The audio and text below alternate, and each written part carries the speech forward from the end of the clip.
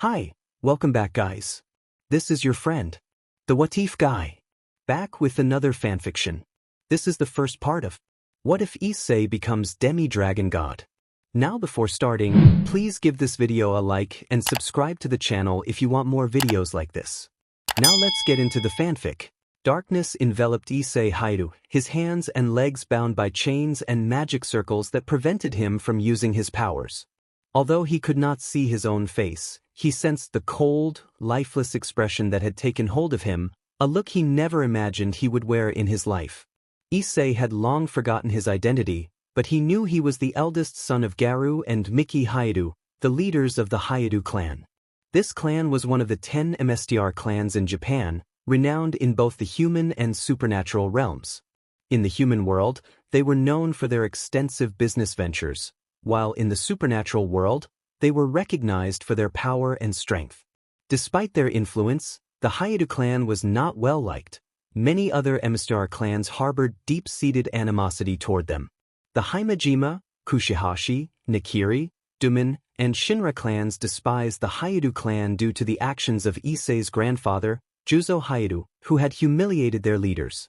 The resentment continued with the Yatsuba, Sigasa, Ichiju, and Kudu clans, who held Garu Hayedu in contempt for his arrogance and self-centered nature. His belief in his own superiority, coupled with his dismissive attitude toward the women of these clans, only fueled their disdain. Issei had two younger siblings, twins named Max and Izumi, who were both a year younger than him. Izumi was the older twin, and Max was the younger one. After their marriage, their parents seemed to abandon Issei, leaving him in the shadows without explanation. Despite his attempts to bond with them, they rejected him, often taking credit for his accomplishments and spreading malicious rumors about him. While he faced no punishment due to a lack of evidence, the judgment from others was harsh and unfounded. Eventually, Max and Izumi were recruited by Rias Gregori, each taking 4 pawns. Max possessed a low-tier Longinus-class sacred gear known as the Eclipse Dragon Saber, which contained the soul of the evil Egyptian dragon Apophis. This gear allowed him to manipulate darkness, control the space around his opponents, and unleash special dark orange flames capable of cutting through magic. However, its effectiveness diminished against stronger foes. Izumi wielded a Thunder Blade, an ultimate-tier sacred gear that rivaled low-tier Longinus-class gears. It had the power to summon thunderstorms and lightning as well as holy and light-based attacks, containing the soul of the thunder dragon Barakilin. Together, they embarked on numerous adventures, including a battle against fallen angels who were terrorizing innocent people. During this conflict, Issei unlocked his own sacred gear, a mid-tier Longinus known as the Boosted Gear, which housed the soul of the Red Dragon Emperor, Drake. With Drake's assistance, he defeated a group of fallen angels and rescued Asia Argento, a former nun who had been banished for healing a demon. In the dimensional gap, 3 days had passed, equivalent to 1 day in the human world. Ophis remained fixated on an egg, awaiting any sign of life. Great Red, feeling exasperated, suggested that staring at the egg would not hasten its hatching. Ophis, undeterred, explained that she was merely emulating what she had seen humans do to expedite results. After a few moments, the eggshell began to crack, surprising Great Red and delighting Ophis. As the shell broke apart, Issei emerged, eyes closed and completely vulnerable. Upon opening his eyes, he took in his surroundings, realizing he was in the dimensional gap, surrounded by a sea of red. Confused, he wondered where he was.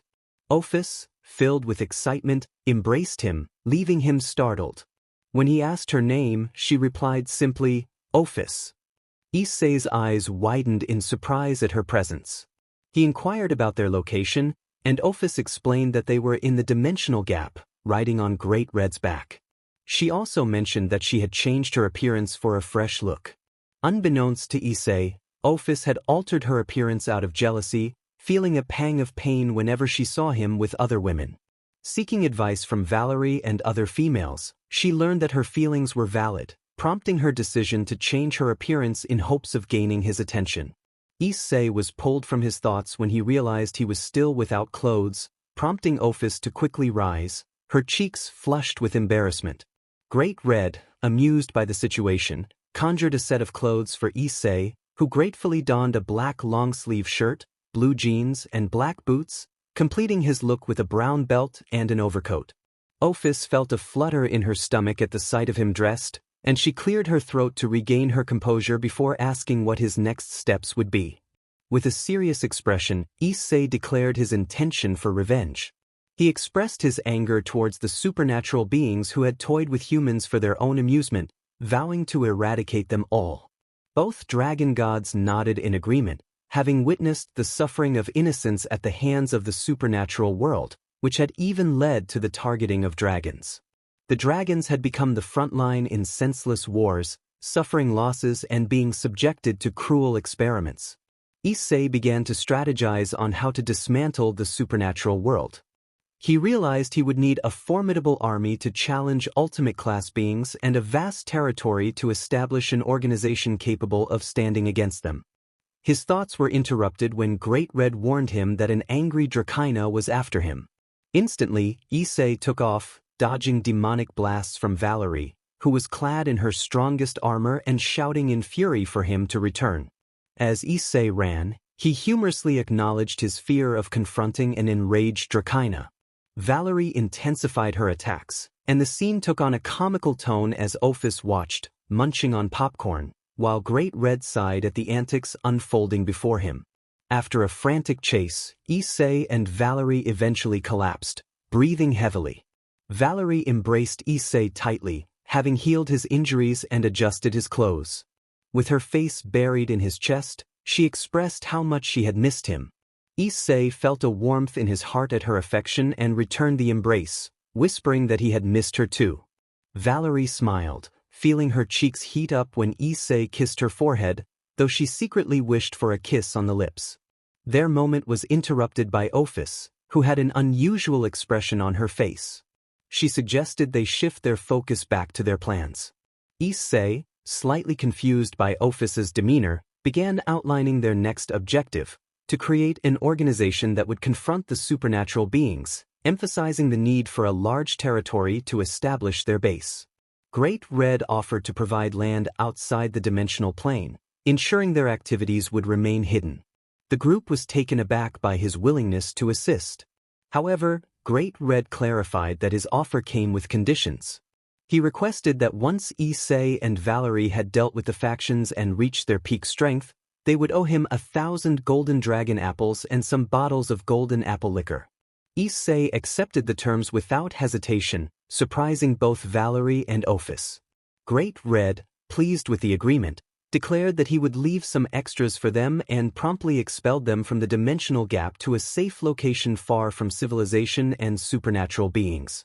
Though annoyed by his abruptness, the trio accepted their situation and vowed to seek revenge in the future. As they surveyed their surroundings, they realized they were on top of a building. Valerie, curious about their location, asked where they had been thrown. Ophis informed them that they were in London, United Kingdom. The revelation surprised them, especially when Valerie recognized a nearby castle as the Pendragon household. Issei's mood soured at the mention of the Pendragon household, recalling his troubled past with them. Valerie and Ophis noticed his change in demeanor and felt sympathy for him, knowing he had endured much. Valerie placed a comforting hand on his shoulder, eliciting a small smile from Issei. Ophis then asked what their next move should be. Valerie contemplated their options, realizing they couldn't linger in a place that made Issei uncomfortable. To their surprise, Issei suggested that they go to the Pendragon household while he took care of some matters. He began to walk away, prompting Valerie to call out for him to wait. Issei felt the sense of purpose as he prepared for an important meeting with his father. He informed his companions that he would join them soon after they shared the news of his return with their trusted allies. With a swift motion, he vanished using a teleportation circle, leaving Valerie and Ophis to make their way to the Pendragon household. In the Greek underworld, Issei materialized in front of a grand castle. He strode confidently into the main hall, where he encountered Hades, the god of death, seated on his throne. Issei's two creations, Trident and Silverhorn, had incapacitated Hades' subordinates, but he had spared their lives. Hades seethed with rage at the sight of Issei, feeling a mix of anger and an unexpected sense of peace upon seeing him. Despite his fury, he questioned Issei's presence in a cold voice, which elicited a slight smile from Issei. He casually referred to Hades as father, shocking everyone in the room. After their meeting, Issei departed the underworld and teleported to Asgard, specifically to a secluded location known only to a few. He hoped to find Gondal there, and as he arrived, he was greeted by a breathtaking landscape filled with lush greenery, vibrant red flowers, and a gentle breeze. Following a path, he soon spotted Gondal sitting under a tree. With a smile, he approached her from a distance. Gondal, a striking woman in her early 20s with short silver hair and captivating purple eyes, turned her head sharply at the sound of his voice. She wore a black dress that accentuated her figure, along with black stockings and gloves. Overcome with emotion at the sight of him alive, she leaped into his arms, embracing him tightly. Issei returned the hug, feeling joy at their reunion, but he noticed her grip was painfully tight. In a mix of anger and concern, she expressed her worry over his absence, revealing how distressed she had been upon hearing of his supposed death. Issei felt remorse for the pain he had caused her and apologized sincerely, explaining that it had never been his intention to hurt her. As he shared his experiences, Gondal's anger grew upon learning how the biblical leaders had wronged him. Issei, sensing her frustration, gently caressed her head, surprising her. He reassured her that dwelling on the past would only affect her beauty, causing her to blush and hide her face against his chest, much to his amusement. Gondal recalled their first encounter when she had visited her granddaughter, Rosweiss, at the Hayedu household. Disappointed by Rosweiss's boyfriend, Max, she had rejected him as unsuitable. While leaving, she had come across Issei in a training field, intrigued by his work on a magical scientific tool. Despite her initial interest, Issei had been distant, wary of her connection to Rosweiss. Once she learned of her granddaughter's behavior, Gondal had been furious and nearly confronted both Rosweiss and Max. If not for Issei's intervention, the situation could have escalated. Issei had felt grateful for Gondal's belief in him, and she subsequently took him under her wing, training him in magic and introducing him to the dwarven elves of Asgard, who crafted weapons.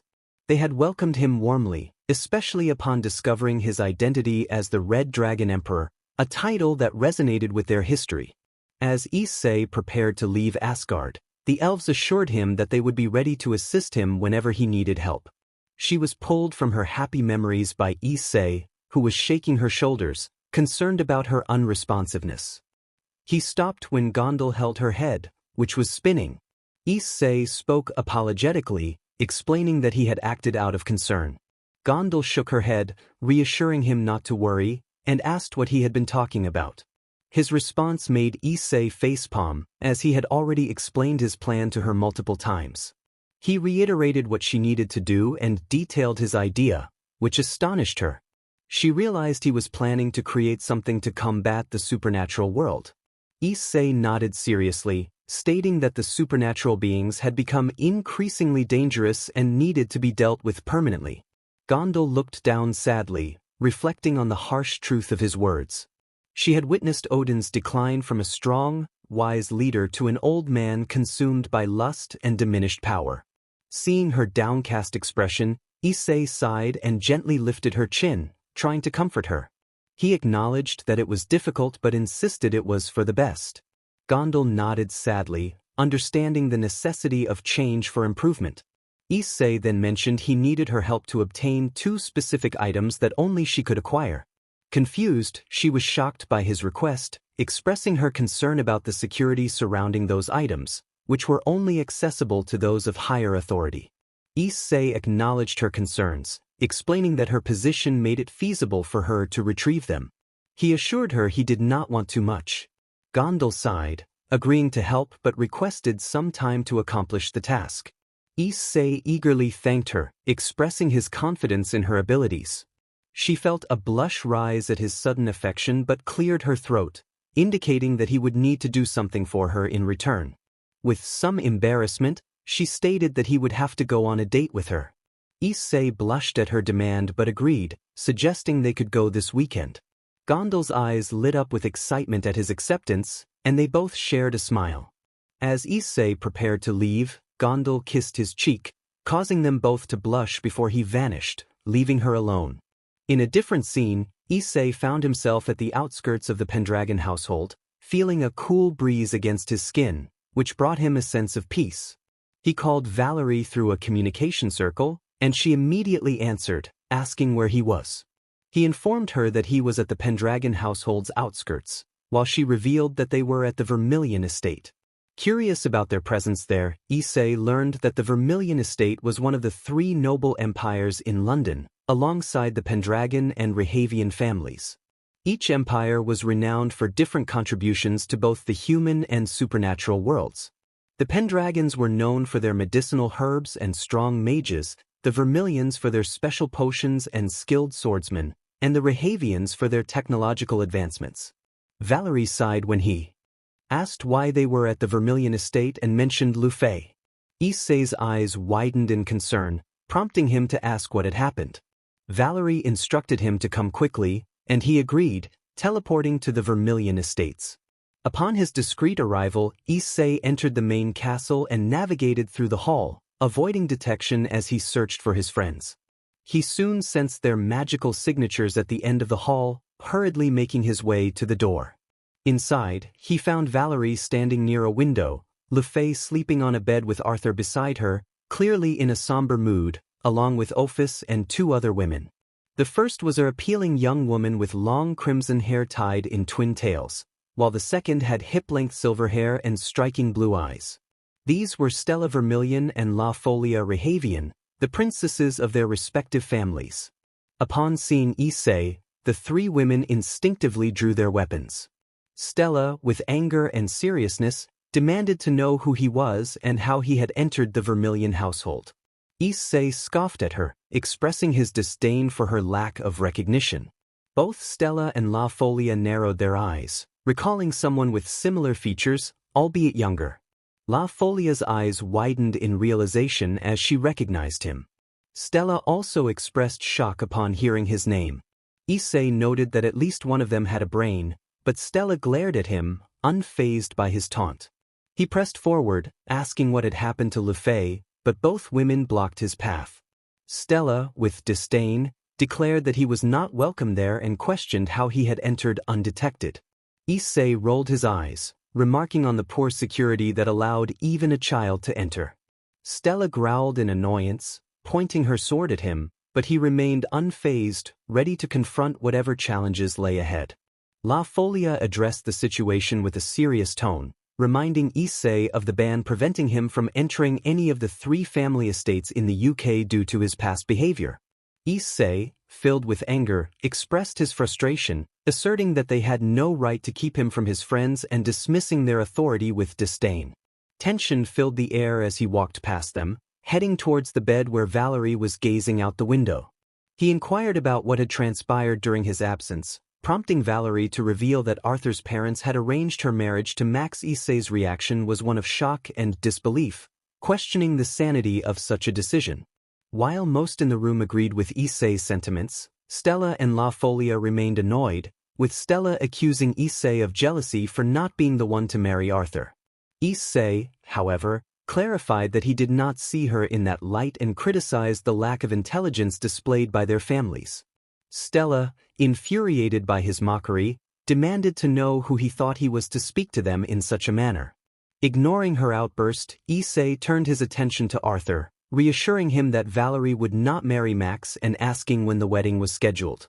Arthur, grateful for Issei's support, informed him that the marriage would take place in 4 months, along with other girls from Max's HO. Issei saw this as an opportunity to prepare a special wedding gift for them, a thought that sent a shiver down the spines of those present, including Ophis, who noticed his unsettling smile. With a psychotic grin, Issei contemplated the various ways he could humiliate those who had wronged him. He then turned to Valerie, asking if she knew any well-known thieves for a project he was working on. Valerie, surprised by his request, confirmed that she might know someone but warned that he would need to keep an eye on her. Issei assured her he would be cautious, explaining that he had heard rumors of some individuals who were becoming too arrogant and needed to be brought down a notch. After stating he had more work to do, Issei teleported away, leaving an uneasy silence in the room. Ophis broke the stillness by questioning whether Stella and La Folia believed Issei was the wrong person for the situation. They nodded in agreement, but Ophis expressed her intention to reveal Issei's true nature to them, leaving them confused about what she meant. In the ancient realms where the threads of fate are woven by the gods, a forgotten prophecy lay hidden within Tartarus, whispered among oracles.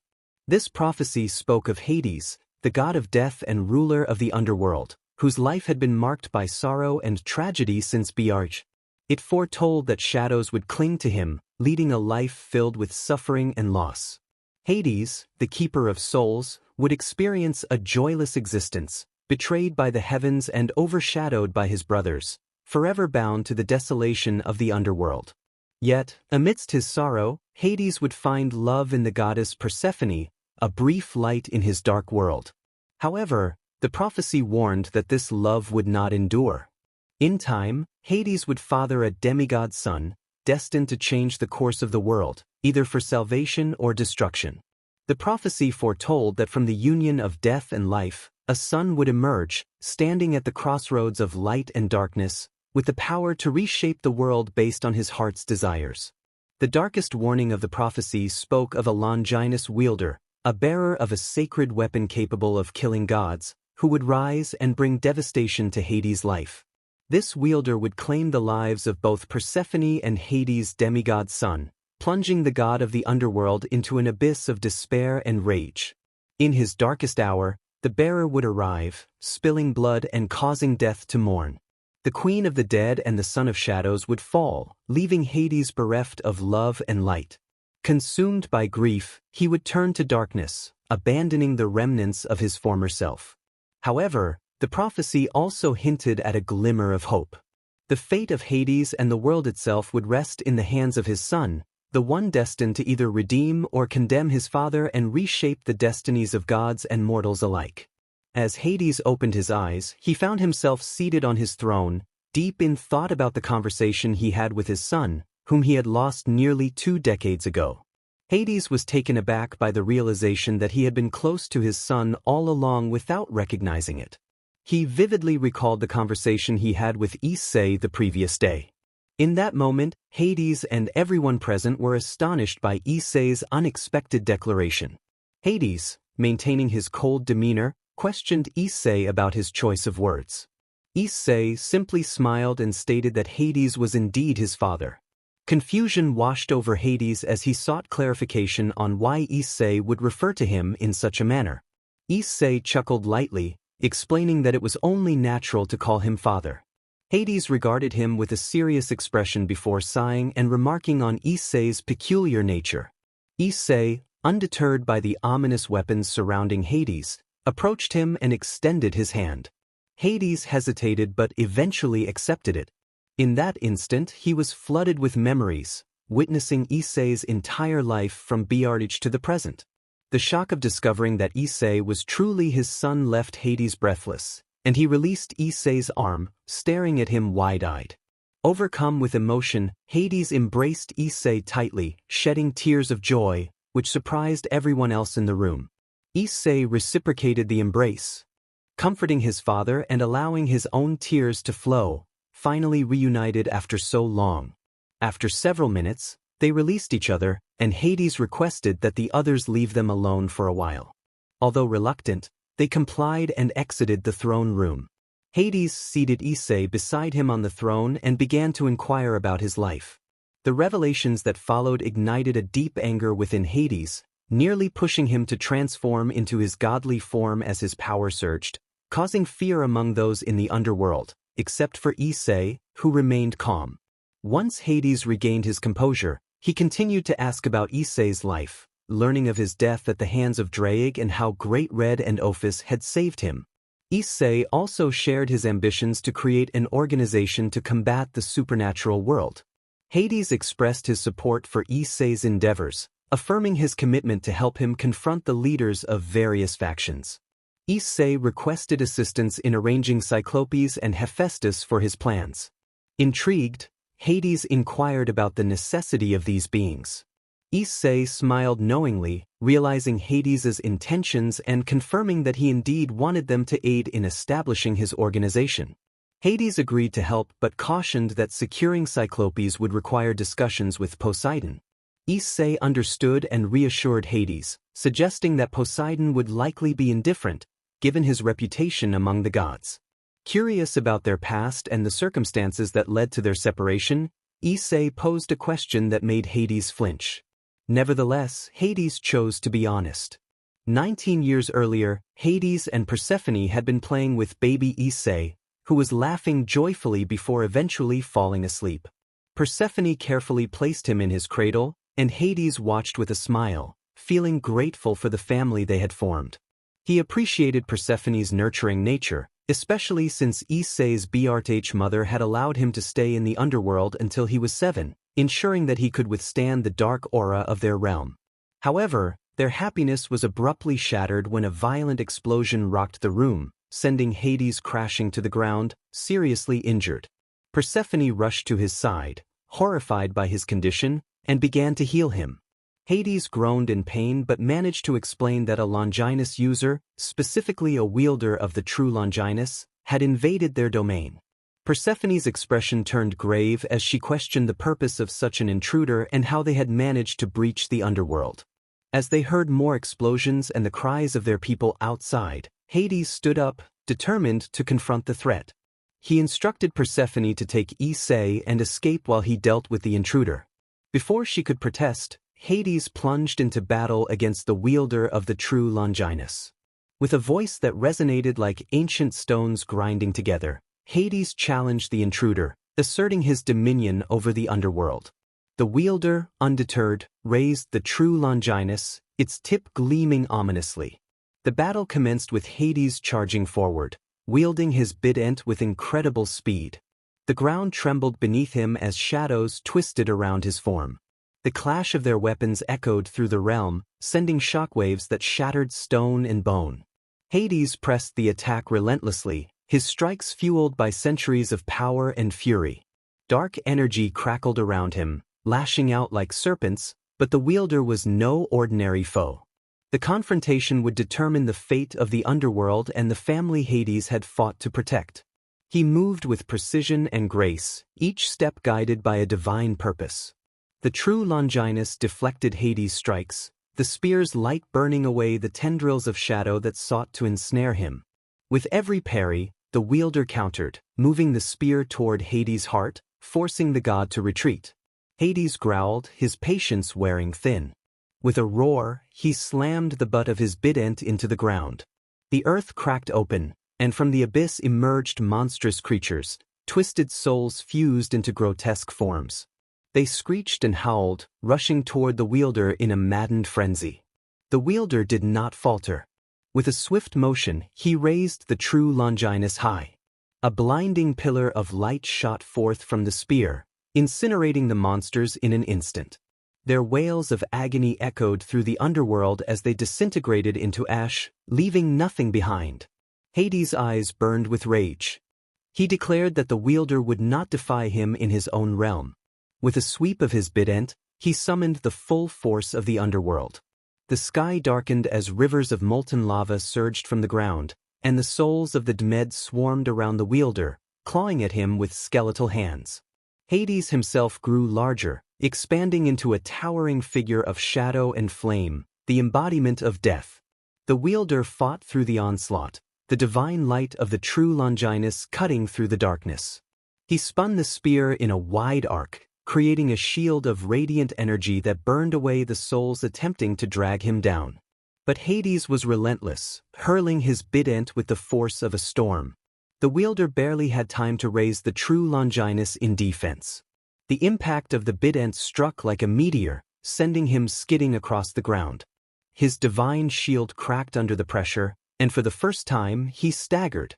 Seizing the opportunity, Hades surged forward, his immense form looming over the wielder. He reached down with a hand wreathed in black fire, intending to crush the mortal beneath him. But as his hand descended, the wielder rolled to the side, narrowly avoiding the crushing blow. With a swift motion, The wielder leaped to his feet and drove the true Longinus upward, aiming for Hades' heart. The spear's tip glowed with an intense light, and as it made contact with Hades' chest, the god let out a roar of pain. The divine energy coursed through his body, tearing at his very essence. Hades staggered back, clutching his chest where the spear had struck. Black ichor oozed from the wound, and the shadows around him began to falter. But the Lord of the Dead was not yet defeated. He proclaimed that death could not be killed, asserting his eternal nature. With a final surge of power, Hades summoned the deepest forces of the underworld. The ground erupted beneath the wielder's feet, and chains forged from the souls of the dead lashed out, wrapping around his arms and legs, pulling him toward the earth. Hades loomed over him, his bident raised for the killing blow. Yet the wielder, though bound, did not yield. His grip tightened on the true Longinus, and with a sudden flare of divine light, he shattered the chains binding him. In one fluid motion, he rose to his feet, and before Hades could react, he moved the true Longinus forward with all his strength. The spear pierced Hades' chest, driving deep into the god's heart. For a moment, time seemed to freeze.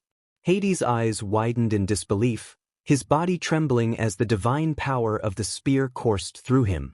The shadows around him dissipated, and the ground beneath him quaked as the very essence of the underworld recoiled.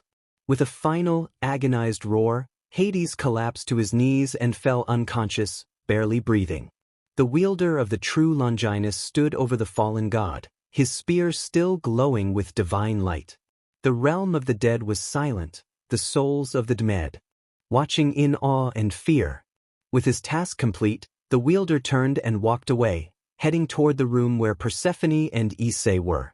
Upon entering, he saw Persephone guarding Issei behind her. Despite the wielder's warnings, she did not budge. Recognizing the need for a more forceful approach, both prepared their weapons, the air crackling with tension as Persephone, the queen of the underworld, stood before him. Without warning, Persephone made the first move. She vanished in a blur, reappearing directly above the wielder, her scythe swinging in a wide arc, leaving trails of black mist in its wake. The wielder raised his spear just in time, catching the scythe's blade with the of the true Longinus. The force of the blow sent shockwaves through the ground, shattering rocks and splintering trees around them. Persephone's eyes flashed as she pushed off, using the force of the clash to propel herself backward. She landed gracefully on the ground, her heels digging into the earth. The wielder charged forward in response, his spear a blur of divine energy, moving in a series of precise and deadly strikes. Each stab of the spear was like a flash of lightning, cutting through the air with terrifying speed. Persephone dodged with preternatural agility, her body twisting and spinning as the spear narrowly missed her again and again. She deflected a strike with her scythe, the clash of divine metal against the scythe's obsidian blade sending sparks into the twilight air. But the wielder was relentless, each strike stronger and faster than the last, forcing her to give ground. In a whirl of motion, Persephone leaped backward, and with a gesture of her hand, the ground beneath the wielder exploded into a swarm of skeletal hands, grasping and pulling at his armor, trying to drag him into the depths. However, the wielder's spear glowed brighter, and with a single sweep, he obliterated the hands, their remnants turning to ash. Persephone shouted in frustration, demanding to know what the wielder wanted from them, insisting they had done nothing to deserve this confrontation. The wielder remained silent, his grip on the spear tightening. He lunged forward again, imbuing the spear with a burst of divine energy. As the tip neared her chest, Persephone twisted her scythe upward, parrying the blow just enough for it to glance off her arm instead of piercing through her heart. The divine energy from the spear's touch sent a ripple of pain through her, burning like holy fire. Gritting her teeth, Persephone retaliated. Her eyes glowed brighter, and the ground around them trembled as dark tendrils of shadow erupted from beneath, snaking toward the wielder. At the same time, she dashed forward with unnatural speed, scythe raised high for a lethal strike. The shadows ensnared the wielder's legs, momentarily slowing his movements. That brief pause was all Persephone needed. She swung her scythe down with full force, aiming for the wielder's unguarded side. However, with the strength of the spear and divine might surging through him, he broke free of the shadowy tendrils at the last moment. He raised his spear to block the tip of the true Longinus, catching the side's blade in a brilliant explosion of light and darkness. Time seemed to slow as the two titanic forces clashed. The side's dark energy and the spear's divine light warred against each other, pushing back and forth in a deadly equilibrium. The ground beneath them cracked and crumbled, unable to withstand the raw power being unleashed. For a moment, it seemed neither would yield. But then, with a burst of will, Pphanie pushed harder. Her eyes flared with a terrifying light as she tapped into the deepest recesses of her power. Shadows from the underworld poured from her body, forming a towering apparition of death behind her, its skeletal hand gripping her scythe. The force of the underworld itself pressed against the wielder, threatening to overwhelm him. The wielder's armor cracked under the pressure, and for the first time, a grunt of effort escaped him. Yet he did not falter. Instead, he summoned the full might of the heavens, and the true Longinus blazed with divine fury. A beam of holy light shot forth from the spear, slicing through the shadowy apparition and striking Pphanie in the chest. She gasped as the light burned through her, her body trembling from the sheer power. But even as the divine energy coursed through her, Pphanie smiled, a cold, deadly smile. With a final, desperate swing, she brought her scythe down upon the wielder's spear, shattering the equilibrium. The blade of her scythe cleaved through the spears, breaking it in two. The explosion of divine and dark energy that followed sent both combatants flying backward, crashing into the earth with a thunderous impact. For a moment, all was still. Pphanie struggled to her feet, her body battered but still intact. She looked across the battlefield to where the wielder lay. His armor was broken, and the shattered remains of the true Longinus lay beside him, still glowing faintly with divine light. Breathing heavily and covered in ichor, she rushed toward her husband, who was barely breathing, and began to heal him. He slowly opened his eyes and looked at her with a smile, which she returned. However, her expression soon changed to horror as Hades saw that Pphanie had been pierced by the true Longinus, her body collapsing on top of him. He looked behind and saw the wielder doing something to Issei's body before he was teleported out of the underworld. Something inside Hades snapped as he rushed forward, piercing his chest with his bare hands and holding his heart in his grasp. The wielder soon fell dead. Using the last of his power, Hades destroyed the body and imprisoned the soul in the underworld, sealing the true Longinus in his armory before it turned to dust. Issei had tears in his eyes as he listened to the story of what had transpired in his childhood and what Hades and Pphanie had endured. He soon asked what happened afterward. Hades was silent for a few moments before he replied that after he was resurrected, he immediately sought out Pphanie, only to find her body preserved by Thanatos and others in a time loop to prevent it from rotting. Issei looked at him sadly, acknowledging the difficulty of the situation. Hades sighed and nodded, deep in thought about whether he had made the right decision in omitting the sealing of the true Longinus. He then mentioned that he had tried to understand why the wielder attacked the underworld, but the wielder's mind was completely blank, devoid of memories of his actions. After a few minutes, Hades calmed down and continued to converse with Issei before he had to leave. He promised to meet again and spend time together as father and son, something they had been unable to do before. At the Vermilion estate, both Stella and La Folia were confused about what Ophis meant by truth. Valerie, still recovering from the shock, desperately asked Ophis if she was seriously considering revealing the truth. Ophis nodded, stating that it no longer mattered if they could see the truth themselves. Valerie and Arthur felt nervous, not wanting her to disclose anything. Arthur cautioned that Issei would not appreciate the truth being revealed. Ophis appeared nervous, prompting Valerie to suggest that she could share the truth but warned that she would inform Issei, who would then withhold affection from Ophis. Ophis, alarmed, knelt and begged Valerie not to tell Issei, promising to keep quiet. Valerie and Arthur exchanged amused glances, and Valerie assured Ophis that she would remain silent if Ophis did the same. Ophis decided to leave and search for Issei, knowing he would likely be in a bad mood. Arthur nodded as she teleported away. La Folia and Stella stood there, dumbfounded by what they had just witnessed. They turned to Arthur, who remained seated beside his sister, and inquired about the truth being discussed. Arthur, silent for a moment, finally responded that it was not his place to reveal anything, especially to those who could not see the truth. Stella, fuming with anger, demanded to know what truth and answers they were referring to.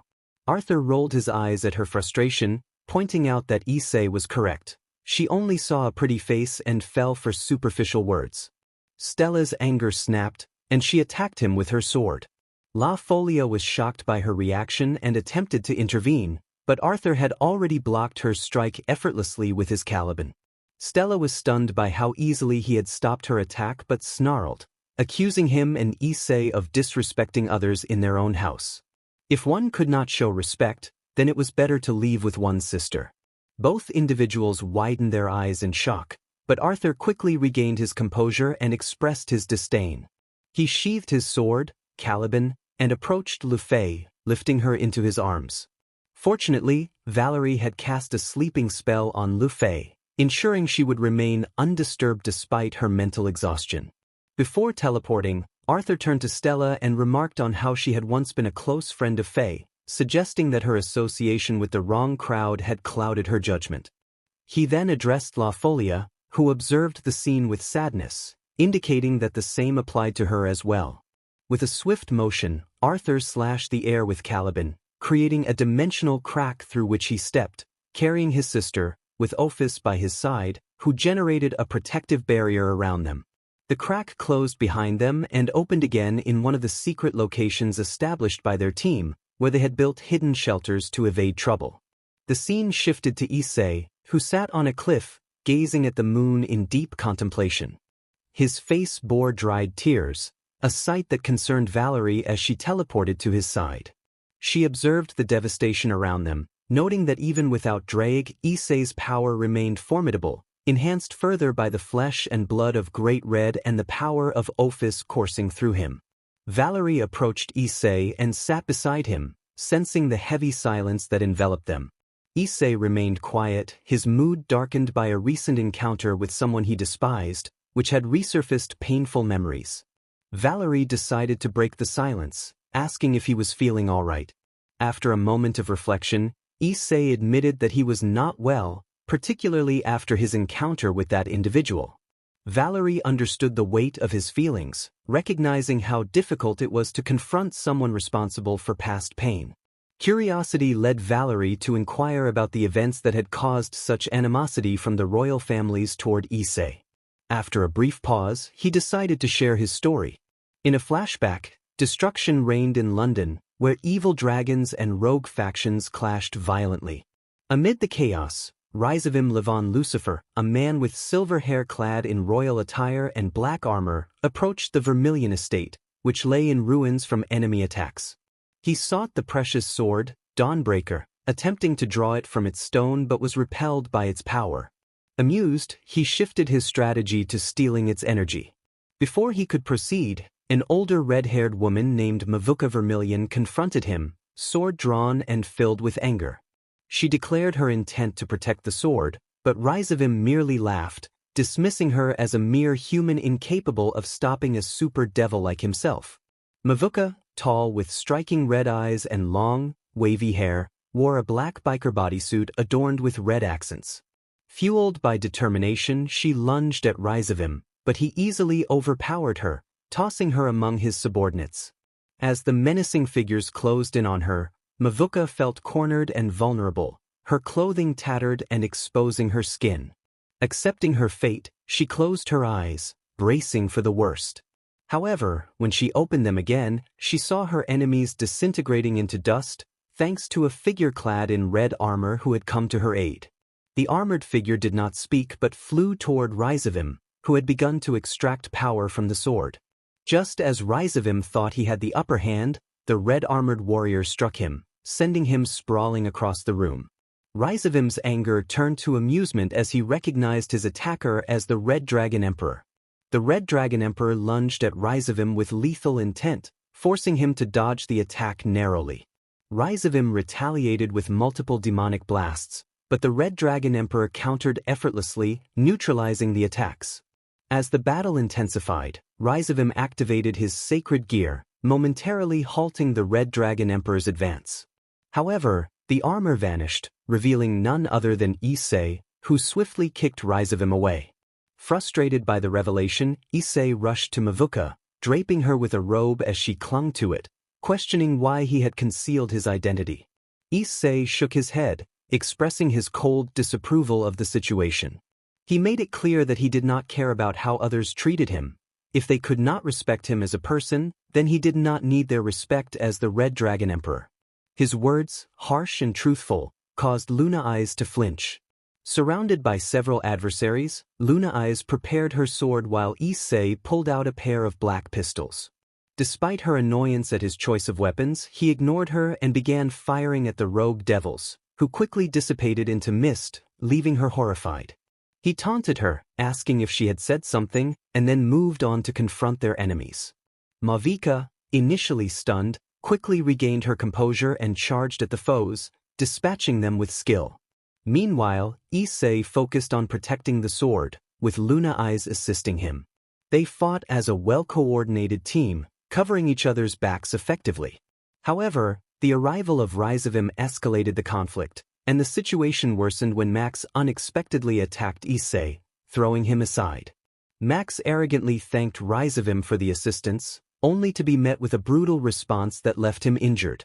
Mavuka intervened to protect Max from Rizavim's lethal intent but was struck in the gut, causing her pain.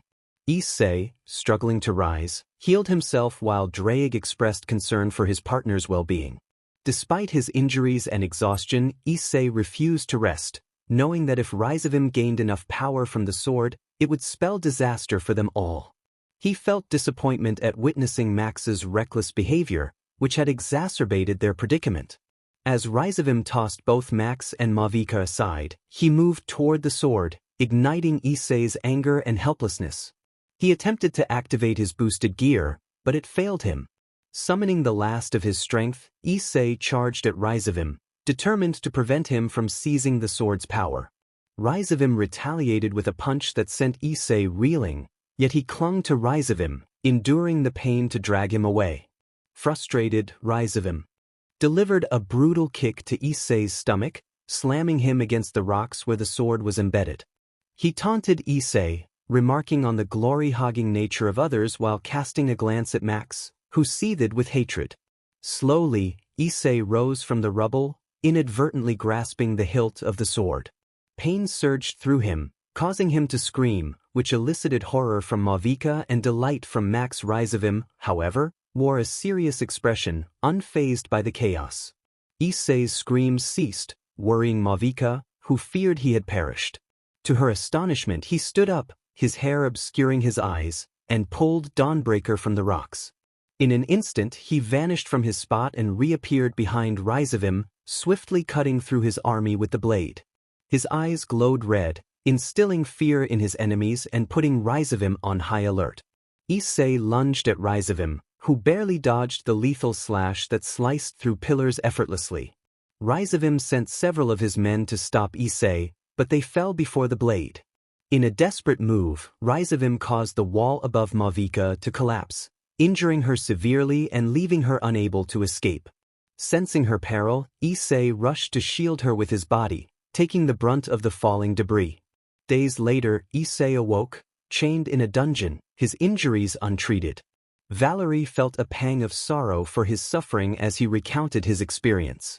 He revealed that Max had falsely accused him of attempting to steal the sword during the chaos, claiming that he had assaulted Mavuka. Valerie was stunned by this revelation, searching Issei's expression for any sign of jest but finding only seriousness and pain in his eyes. Issei explained that the accusations stemmed from their position under the rubble, with him on top of her, and the fact that he had been holding Dawnbreaker at the time. Valerie's anger flared as they both unleashed their auras in response to the injustice. Issei remained silent, allowing her to process her emotions until she calmed down and asked what had happened next. He informed her that a trial had taken place, where he was not proven guilty, but the outcome was not entirely favorable. The evidence presented had left him in a precarious position, as he was not declared innocent either, given that the majority had witnessed the scene.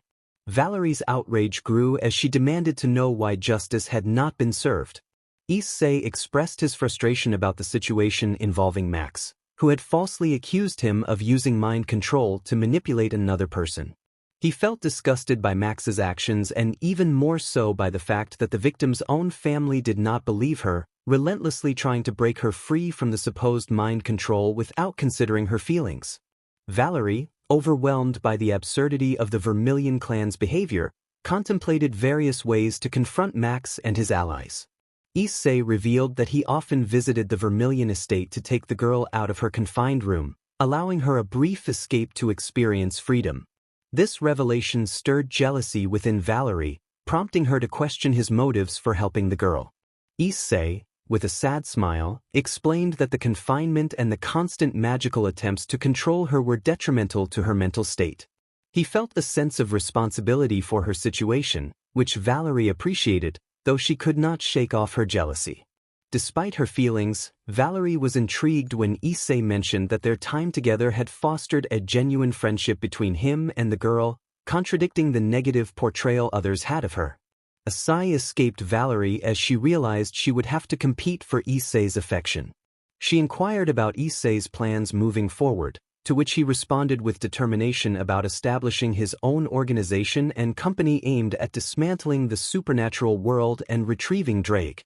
In the aftermath of Issei's reported death, the news spread among the leaders, though only a select few were privy to the truth. Many celebrated, harboring deep-seated animosity toward him, especially with Max acquiring the boosted gear, which would enhance his strength. The girls from Issei's harem felt a mix of relief and sorrow, as they could now draw closer to Max but wished it could have been in Issei's presence, believing it would have devastated him further. Not everyone shared in the celebrations. Serorgbale and his peerage mourned Issei's loss, having formed a bond through their secret meetings where they trained and spent time together. Serorg regarded Issei as an honorable warrior, fighting for justice, in stark contrast to Max, whom he viewed as having ulterior motives. Sikvera Agars, another who despised Max for ruining Issei's life, recalled a chance encounter with Issei at a Gundam art festival. She remembered how he had selflessly given her the last piece of merchandise she had been longing for, leaving her both embarrassed and surprised by his kindness.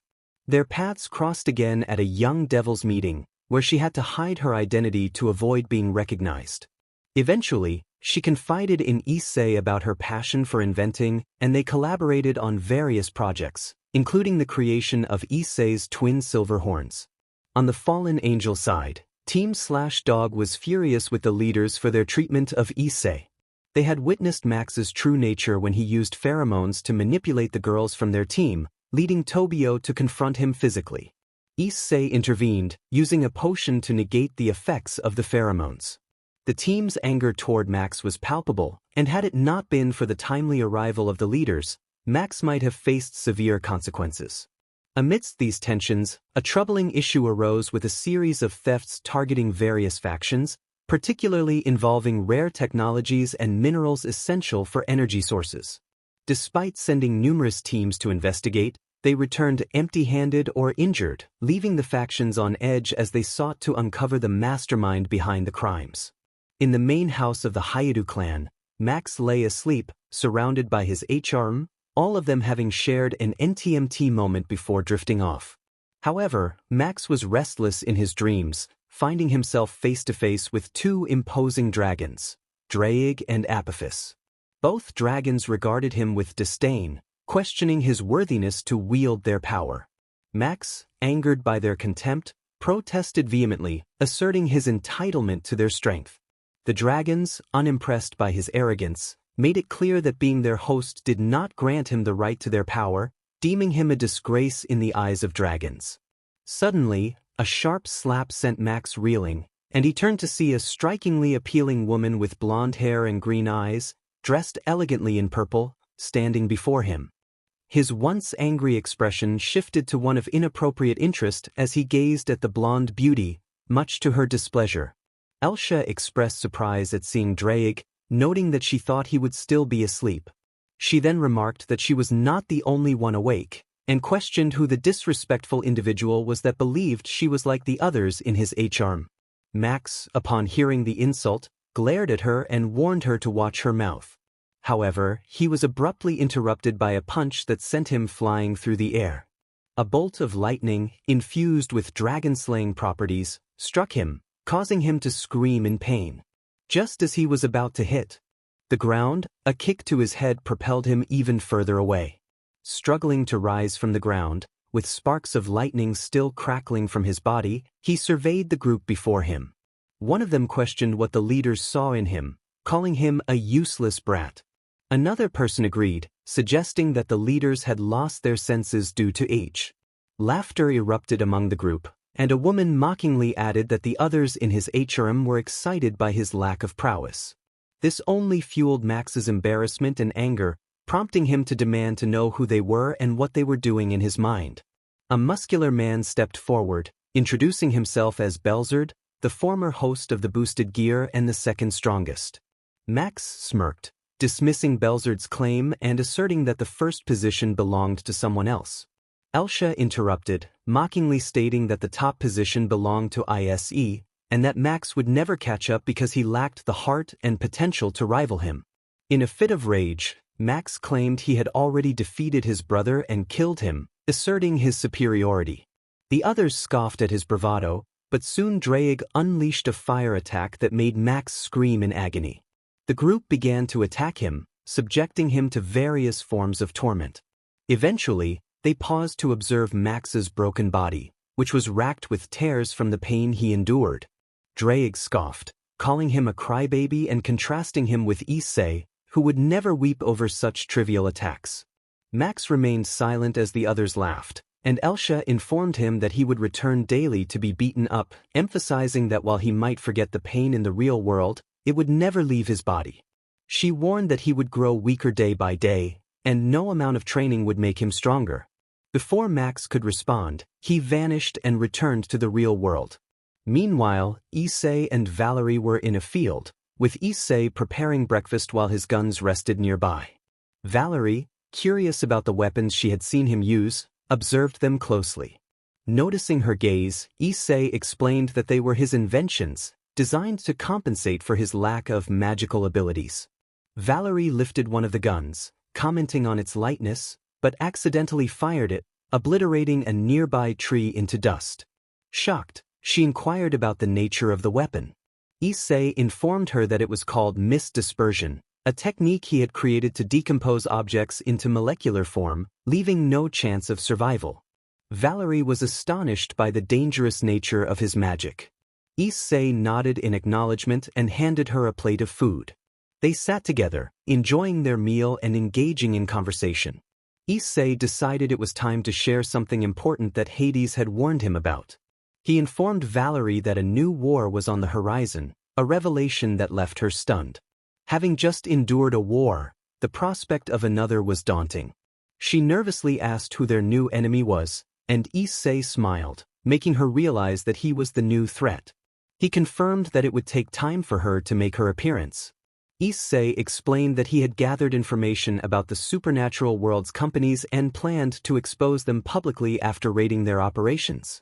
Valerie's eyes widened in surprise as she grasped the implications of his plan. This strategy would not only diminish their wealth but also erode the trust humans had in them. Issei smiled at her quick understanding and increased his pace to ensure they were prepared. After finishing breakfast, Issei received a message from Hades regarding the arrangements for Cyclops and Hephaestus, who were now in the underworld, waiting to be taken to their designated location. He recognized that it was time to act. Issei felt it was time to leave, and Valerie nodded in understanding. She expressed her concern for his well-being and mentioned that he should inform her when he was ready to introduce her to the new recruit for their raid. Issei agreed but requested that Valerie not reveal his real name to the recruit. Valerie, confused, asked why. Issei explained that he needed to keep an eye on the recruit, and it would be better if she did not know his true identity until she had proven herself trustworthy. Valerie accepted his reasoning and inquired about the name she should use instead. After a moment of thought, Issei suggested the name Tatsuya Shiba. Valerie was puzzled by the choice but did not question it. She playfully addressed him as Tatsuya, and Issei rolled his eyes at her teasing. He reminded her that they had important work ahead of them. Valerie pouted at his casual demeanor but acknowledged that she needed to leave to assist the remaining members of the Cow's brigade and to avoid Azazel, who had been pestering her about marrying Max. Issei felt a surge of anger at the mention of Azazel and expressed his frustration, vowing to deal with him if he continued to bother Valerie. Valerie agreed, recognizing that some things would never change, including Azazel's antics. As they prepared to part ways, Issei indicated that he would contact her when he was ready for her to bring the recruit. Valerie nodded and began to create a magic circle. Before departing, she unexpectedly pulled Issei down and kissed him, catching him off guard. After breaking the kiss, she playfully urged him to complete his tasks quickly so they could go on a date, hinting at the possibility of more NTMT moments in the future.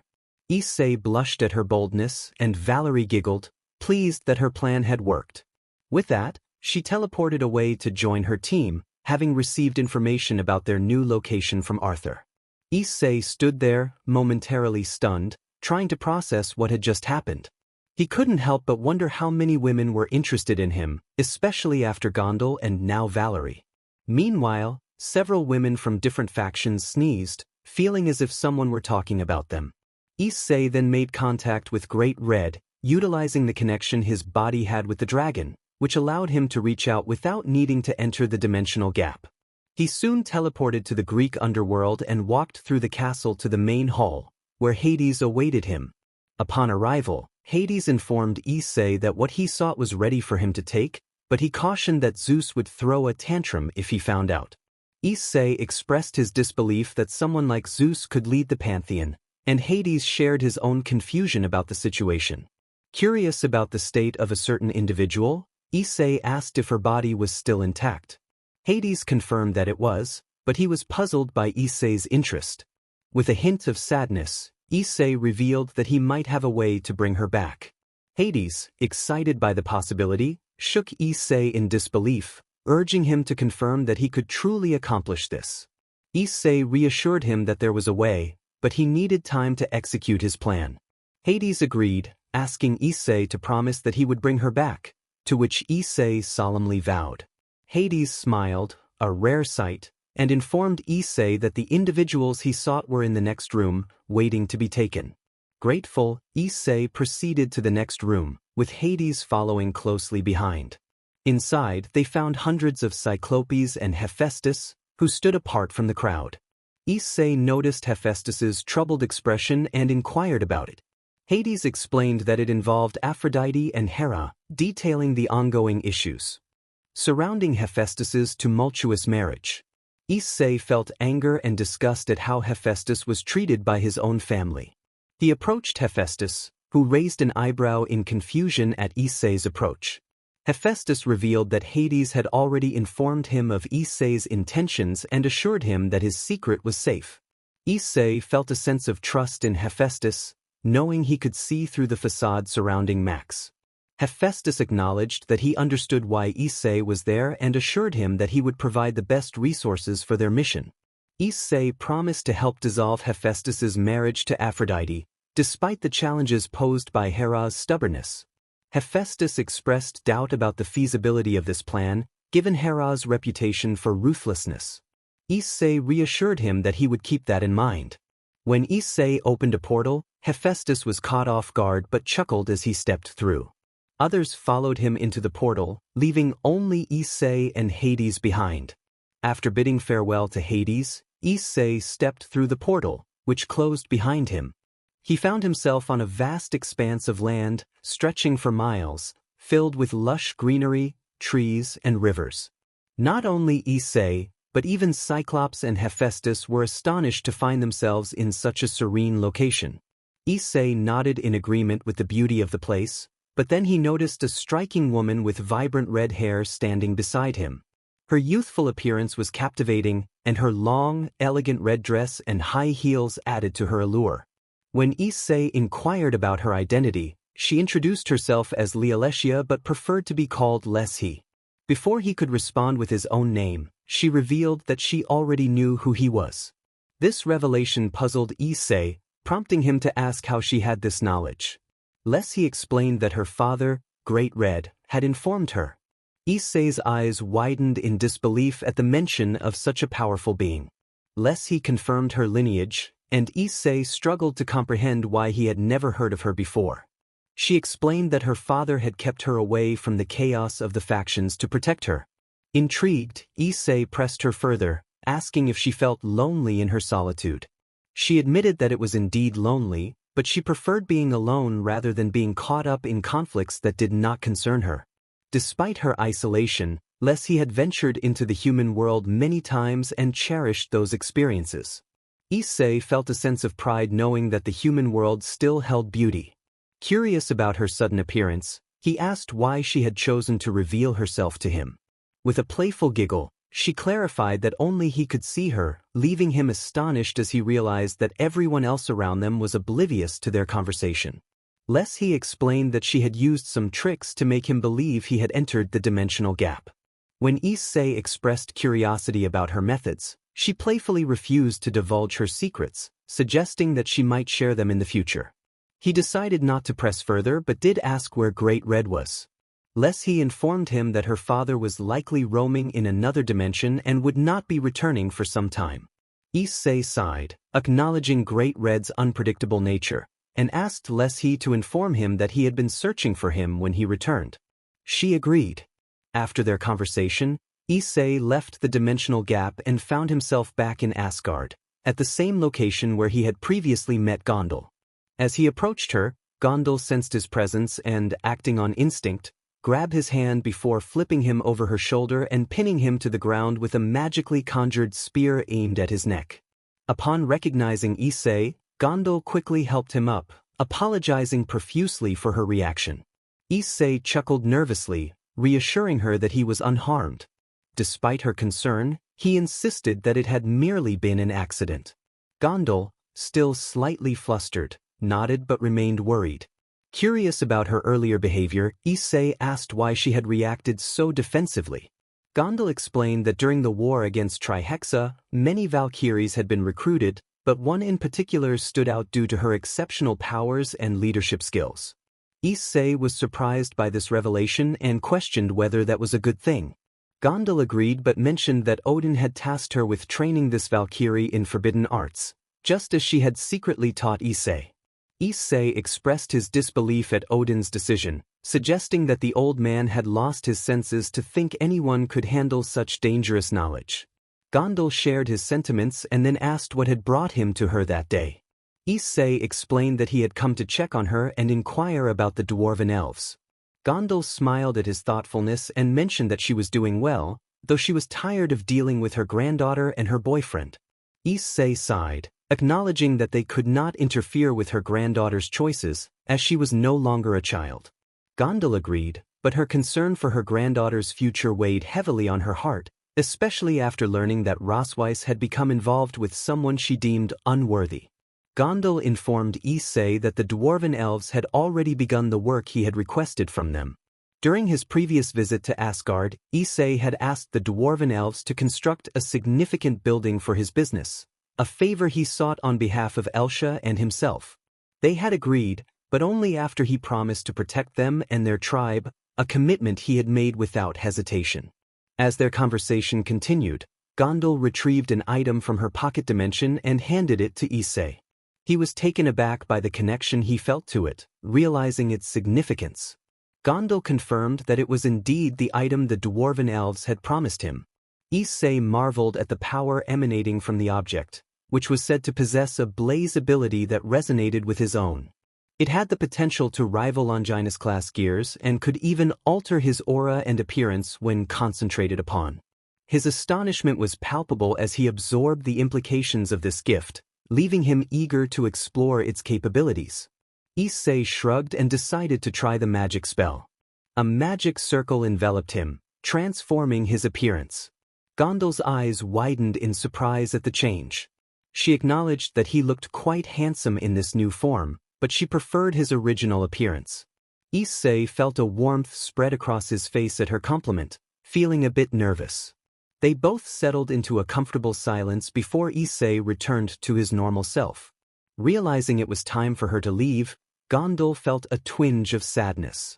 She wished for more time with him but understood the necessity of his decision.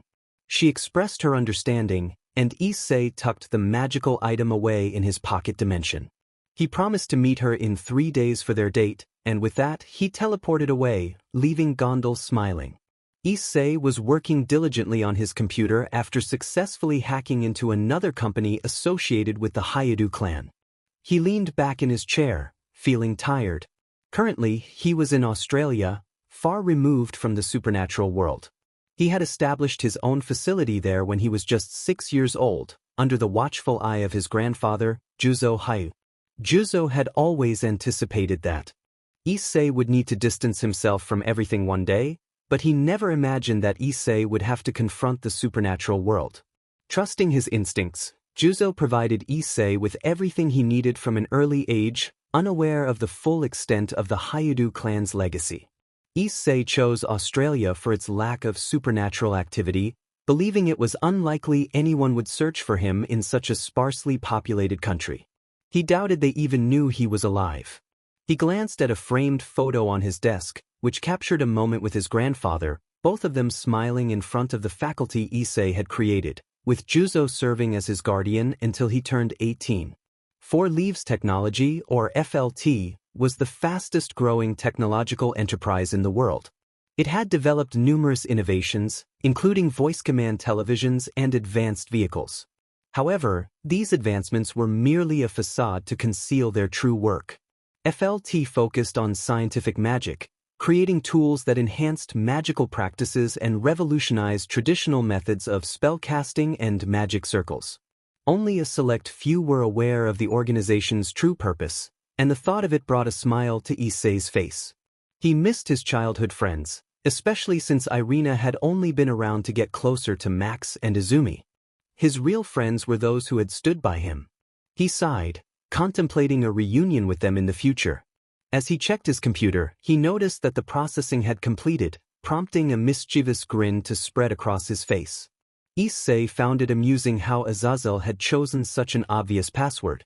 The password "TFS are the best" was hardly secure, which explained how Euclid had managed to breach his systems before. As he delved deeper, he discovered what he had been searching for. He realized that Azazel had hidden something significant within the data. He uncovered that there were two entities involved, which explained why their full potential had not been realized and why they had struggled to maintain control.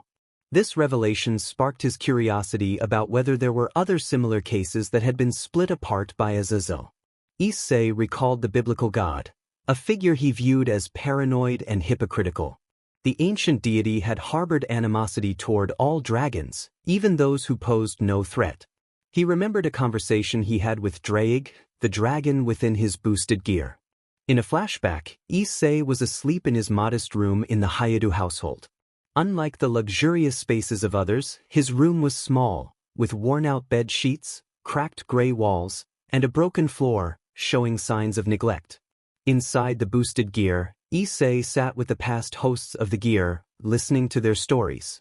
After finishing his training, he turned to Draig and inquired about his own past. Draig, initially confused, explained that his entrapment in the boosted gear was not due to his rivalry with Albion or the war between the biblical factions, but rather a strategic move by Jehovah to eliminate them from the equation. Draig shared that during that time, he and Albion had a dragon pact, a solemn agreement not to attack each other, as they were both raising their offspring. The others listened in astonishment as Issei sought clarification on what a dragon pact entailed. Elsha, sitting beside him, explained that it was akin to a blood or soul contract, with severe consequences for anyone who broke it. Issei nodded, absorbing the information, and then expressed his surprise at Draig's revelation about being a father. Draig, feeling the weight of his past, decided to share more about his life. He recounted his rebellious youth, a time when he acted without regard for consequences, believing himself unmatched until he encountered Albion.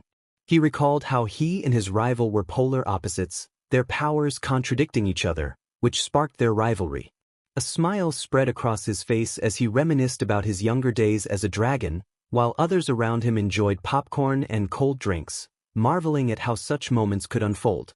They often fought whenever they had the chance, their battles purely for fun, with no intention of causing harm. It was a source of entertainment for them, a way to train and strive to surpass one another. But then, she appeared, and his expression transformed into one of the biggest smiles anyone had ever seen, leaving the audience in awe. The curiosity in the room grew, and one of the hosts inquired about her identity. He described her as Tiamat, the strongest dragon queen, who possessed the potential to reach their level but had little interest in fighting. Her calm demeanor and cool attitude drew him in. Unlike other female dragons who sought them for their power, she simply wanted someone to love her. The female audience reacted with excitement, exclaiming how romantic it was, causing the men to cover their ears from the volume of their enthusiasm. After regaining his composure from their loud reactions, he continued with his story. Initially, she had not been interested in him, aware of his competitive nature. However, after much persistence, she agreed to be with him, and they eventually became mates. This relationship significantly reduced his instinct for constant fighting, prompting cheers from the audience at the positive change he underwent. Everything seemed to be going well. Even Albion had found a mate at that time, and they were all happy. They made a pact as dragons to never fight each other in the presence of their mates or future hatchlings. However, not everything remained peaceful. When asked what had happened, he sighed, struggling to keep his emotions in check. The day he was to become a father was the happiest day of his life, but it was marred by the actions of certain beings.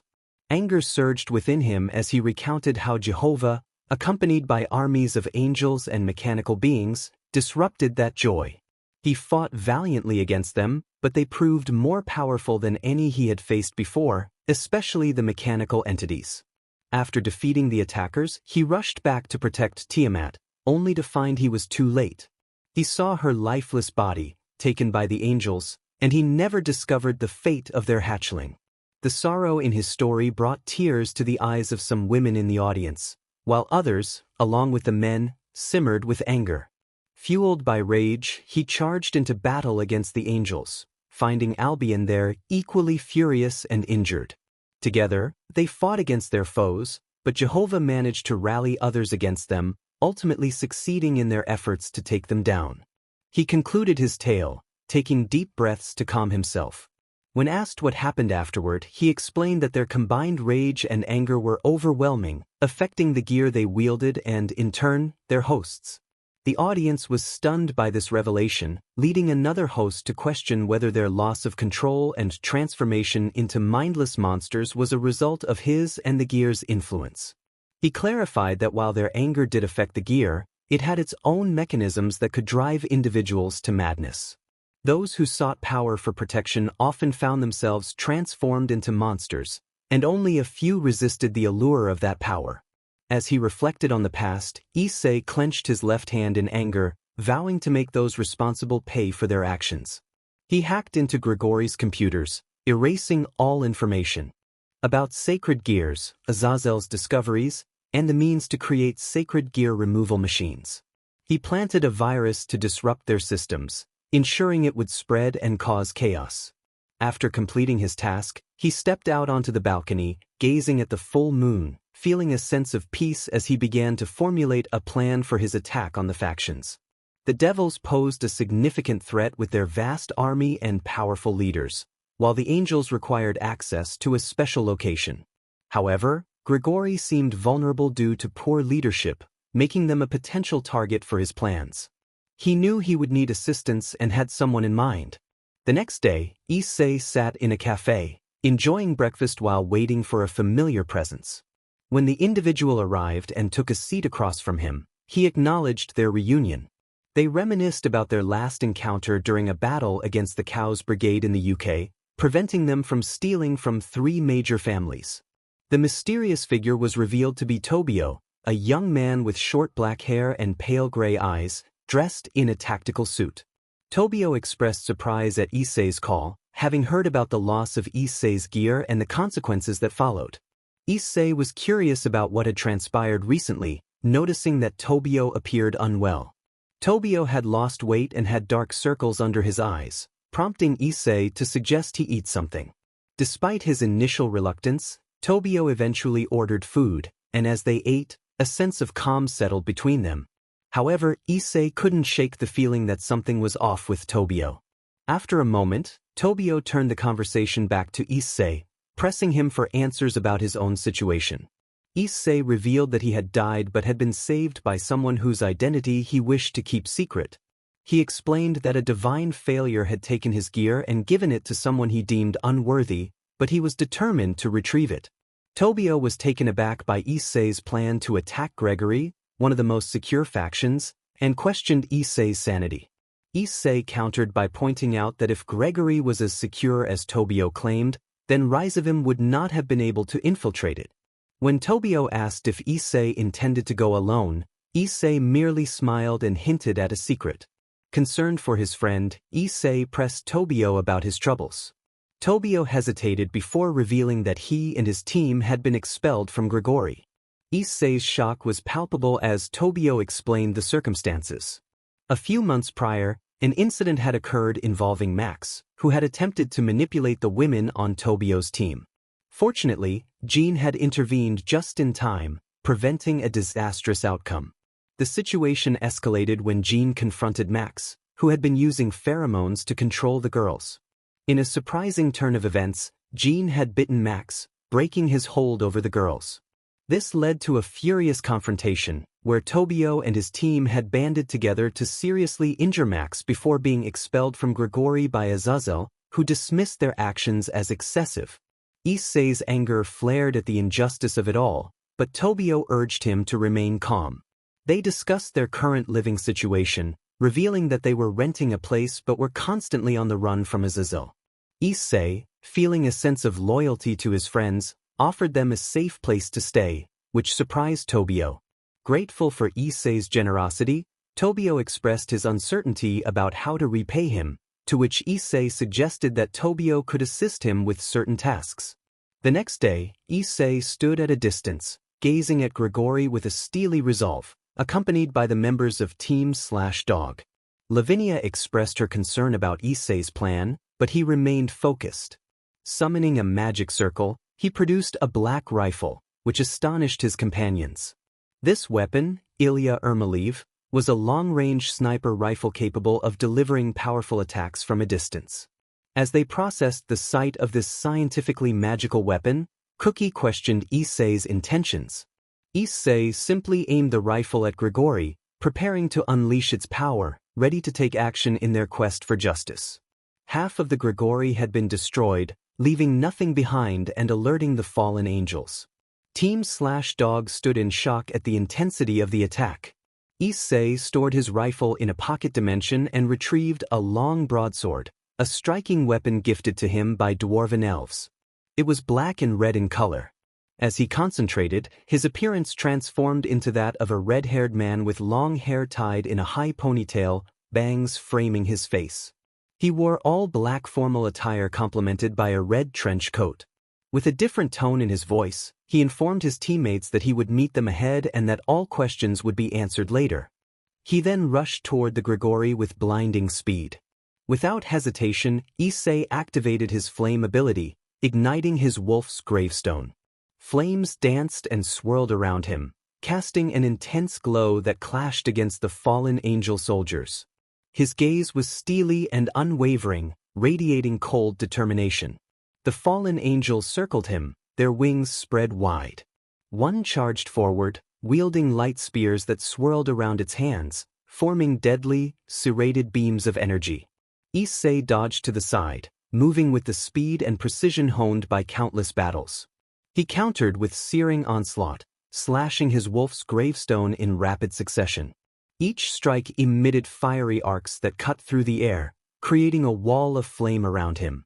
The first wave of fallen angels fell back, startled by the sheer heat and power of Issei's attacks. However, the more experienced angels prepared themselves. Several unleashed powerful bolts of dark energy from above, raining down like deadly meteors. Issei swiftly activated Dawn, summoning a blazing phoenix that soared forward, consuming the dark energy bolts and crashing into the angels with explosive force, scattering them through the air. The leader of the fallen angels, a towering figure clad in dark armor, sneered and displayed his dark power. Issei remained unfazed by the leader's anger and declared that he was a dark knight, and that the fallen angels would not live to see another day. He explained that he fought against them because he did not want their kind in the world.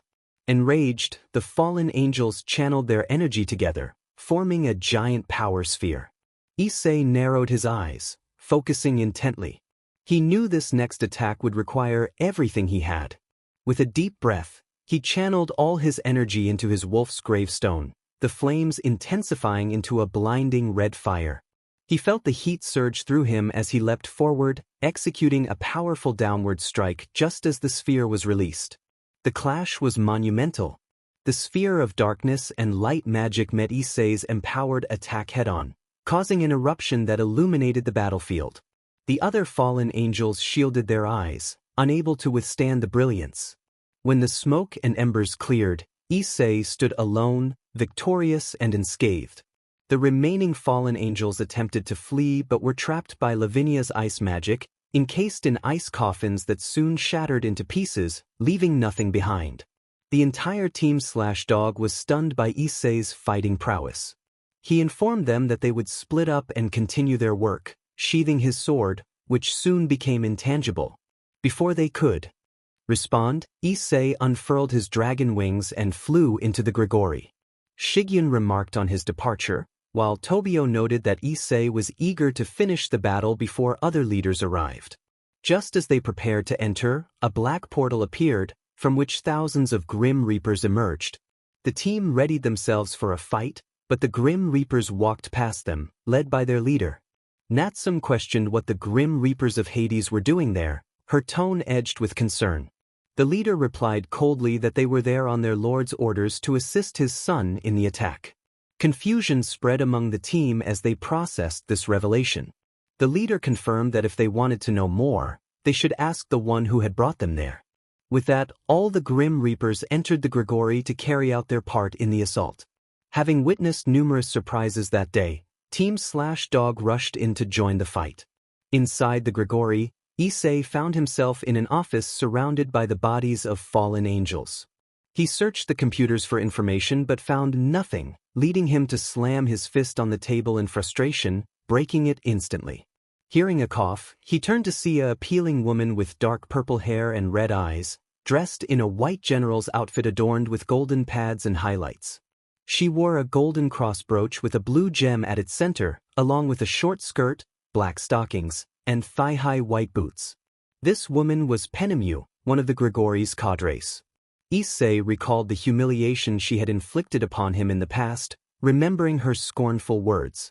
He approached her, squatting down to ask where the crow was hiding his main computer. Pphanie attempted to headbutt him, but Issei seized her by her hair and slammed her face into the ground. He demanded answers, threatening her with further violence. Despite her fear, she refused to respond, shaking her head defiantly. Frustrated by her silence, Issei decided to employ new tactics. He joined his fingers together, slowly opening them to reveal red lightning crackling at his fingertips, forming a red electric ball at the center. For some reason, she felt an overwhelming sense of fear and asked what it was. Issei did not respond but placed something on her head. Pphanie screamed in pain as a strong electric current coursed through her body, leaving her face contorted in agony. Surprisingly, it did not burn her skin or cause any lasting harm. Issei coldly explained that it was a technique he used to read or rewrite memories, control people like her, and that she would now serve as his spy for various factions. Terrified, she wished to escape but found herself powerless against his strength, succumbing to helpless tears. Eventually, Issei stopped and removed his hand after extracting the information he sought. He stood up and walked away, leaving her unconscious on the ground.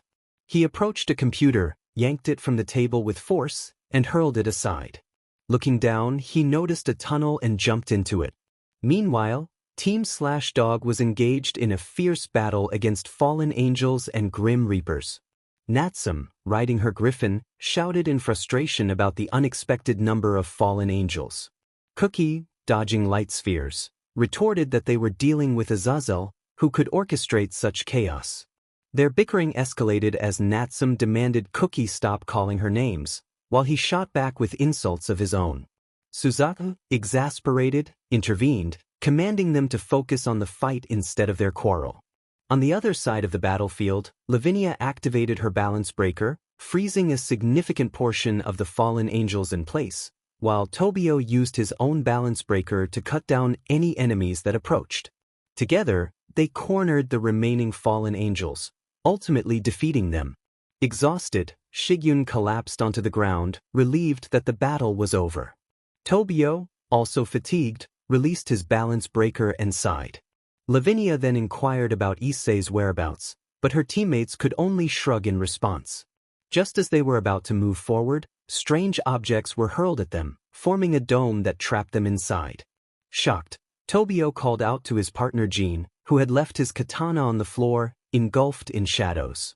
Lavinia attempted to use her magic, but it had no effect, and when she tried to summon her Longinus, it did not appear. Panic spread among the team as they realized they could not access their sacred gears. Suddenly, they heard clapping and looked up to see Azazel, accompanied by Barakiel, Shemhazai, and the Gregori peerage, along with a larger army of fallen angels. Azazel mocked them, relishing in the sight of the trapped betrayers. Tobio glared at him, filled with anger. Azazel continued, taunting that it was ungrateful to treat someone who had helped them poorly. Tobio attempted to break the barrier with his katana, but it was futile. Azazel explained that the barrier had sacred gear cancellation and magic cut-off sequences, rendering their powers useless. He then ominously stated that he would take their gears and give them to someone more deserving, while the females would join Max's HM. This declaration ignited fury among the team, particularly the female members, who vehemently rejected the idea. Max, with a flirtatious tone, assured the girls that he would treat them like princesses, while other girls from his HRM echoed similar sentiments. The members of Team/Dog felt a wave of disgust at the thought of betraying their allies for someone like Max. Suddenly, the wall beside them exploded, filling the room with smoke and chaos. They could only hear the sounds of screams and slashing. Azazel, using his fallen angel wings, cleared the smoke, only to be shocked by the sight of his soldiers lying dead on the ground.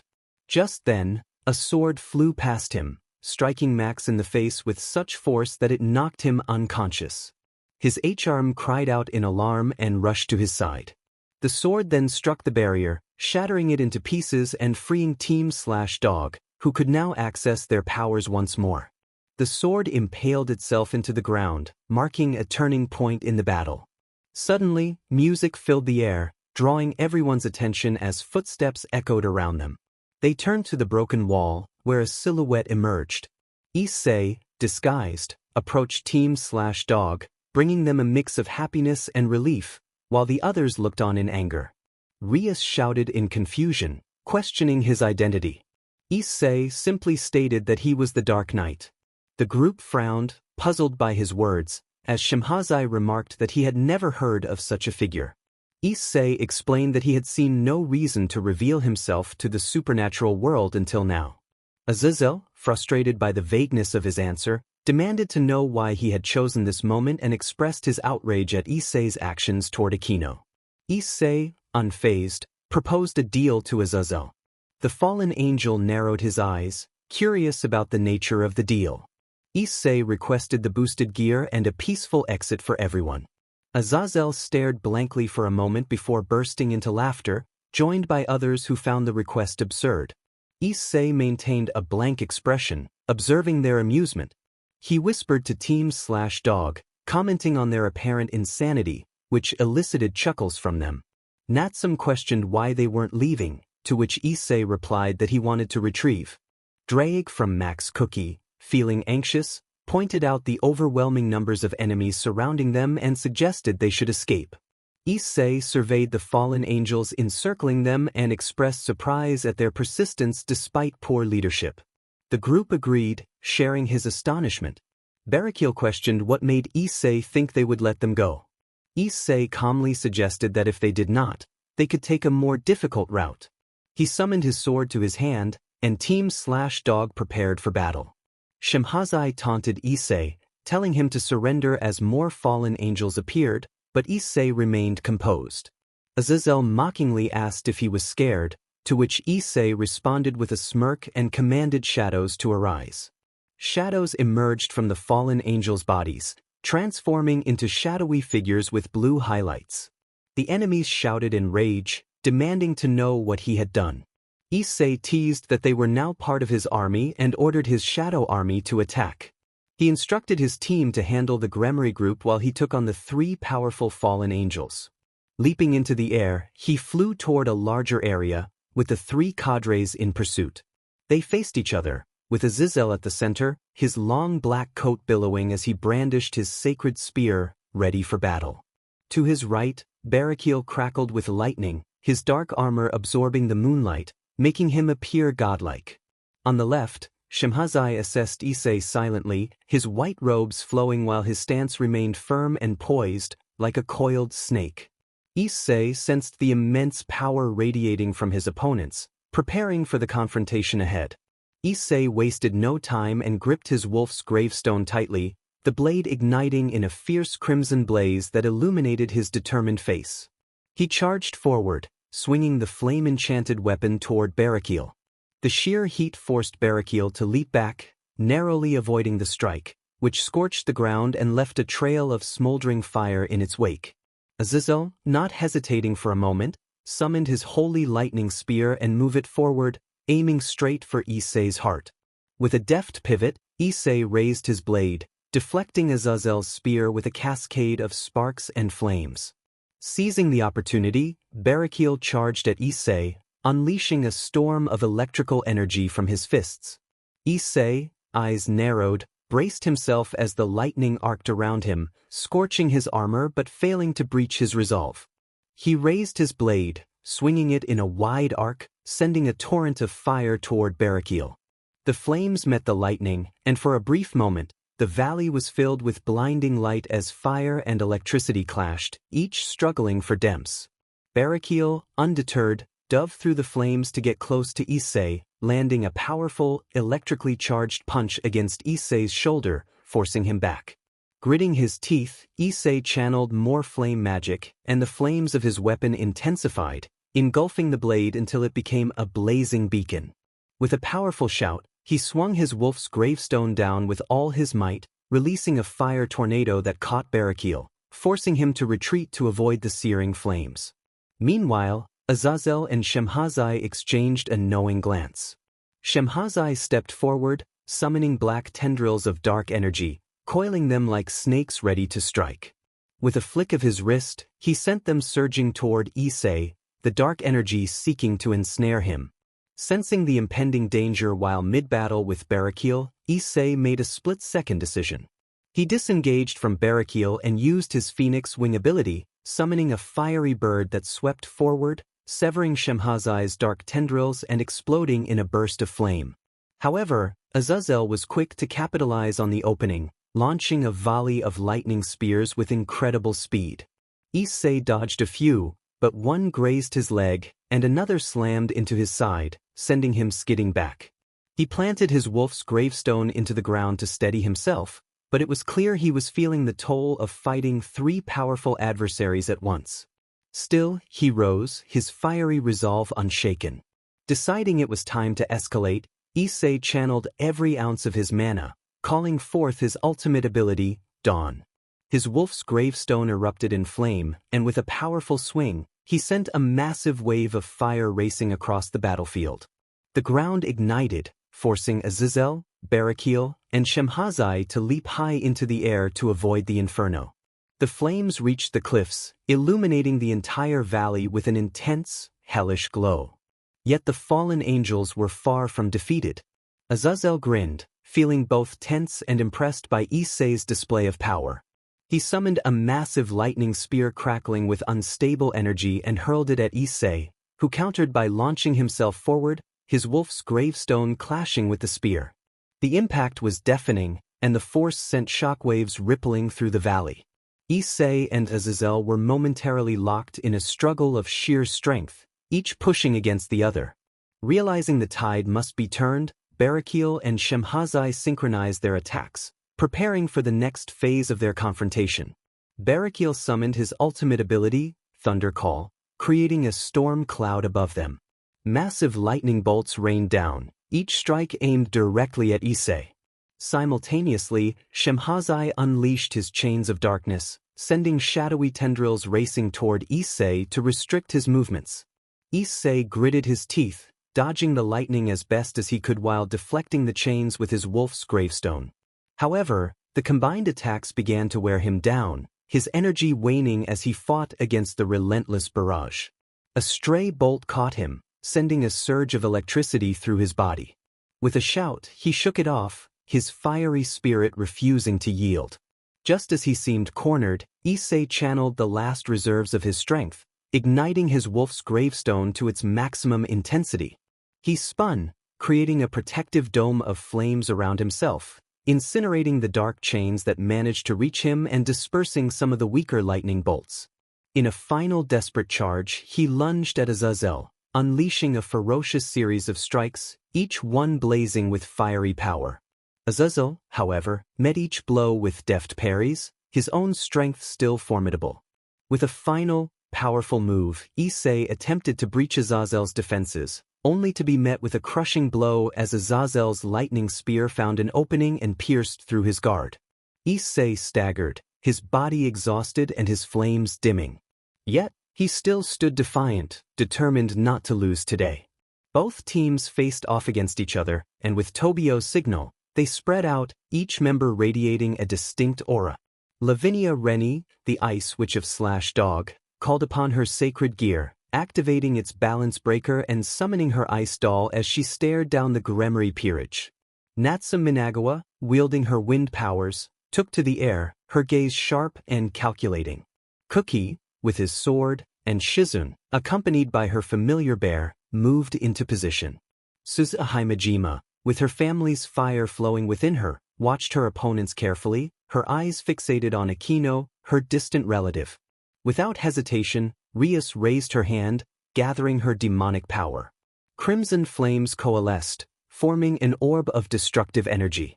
With a flick of her wrist, she hurled it toward Tobio.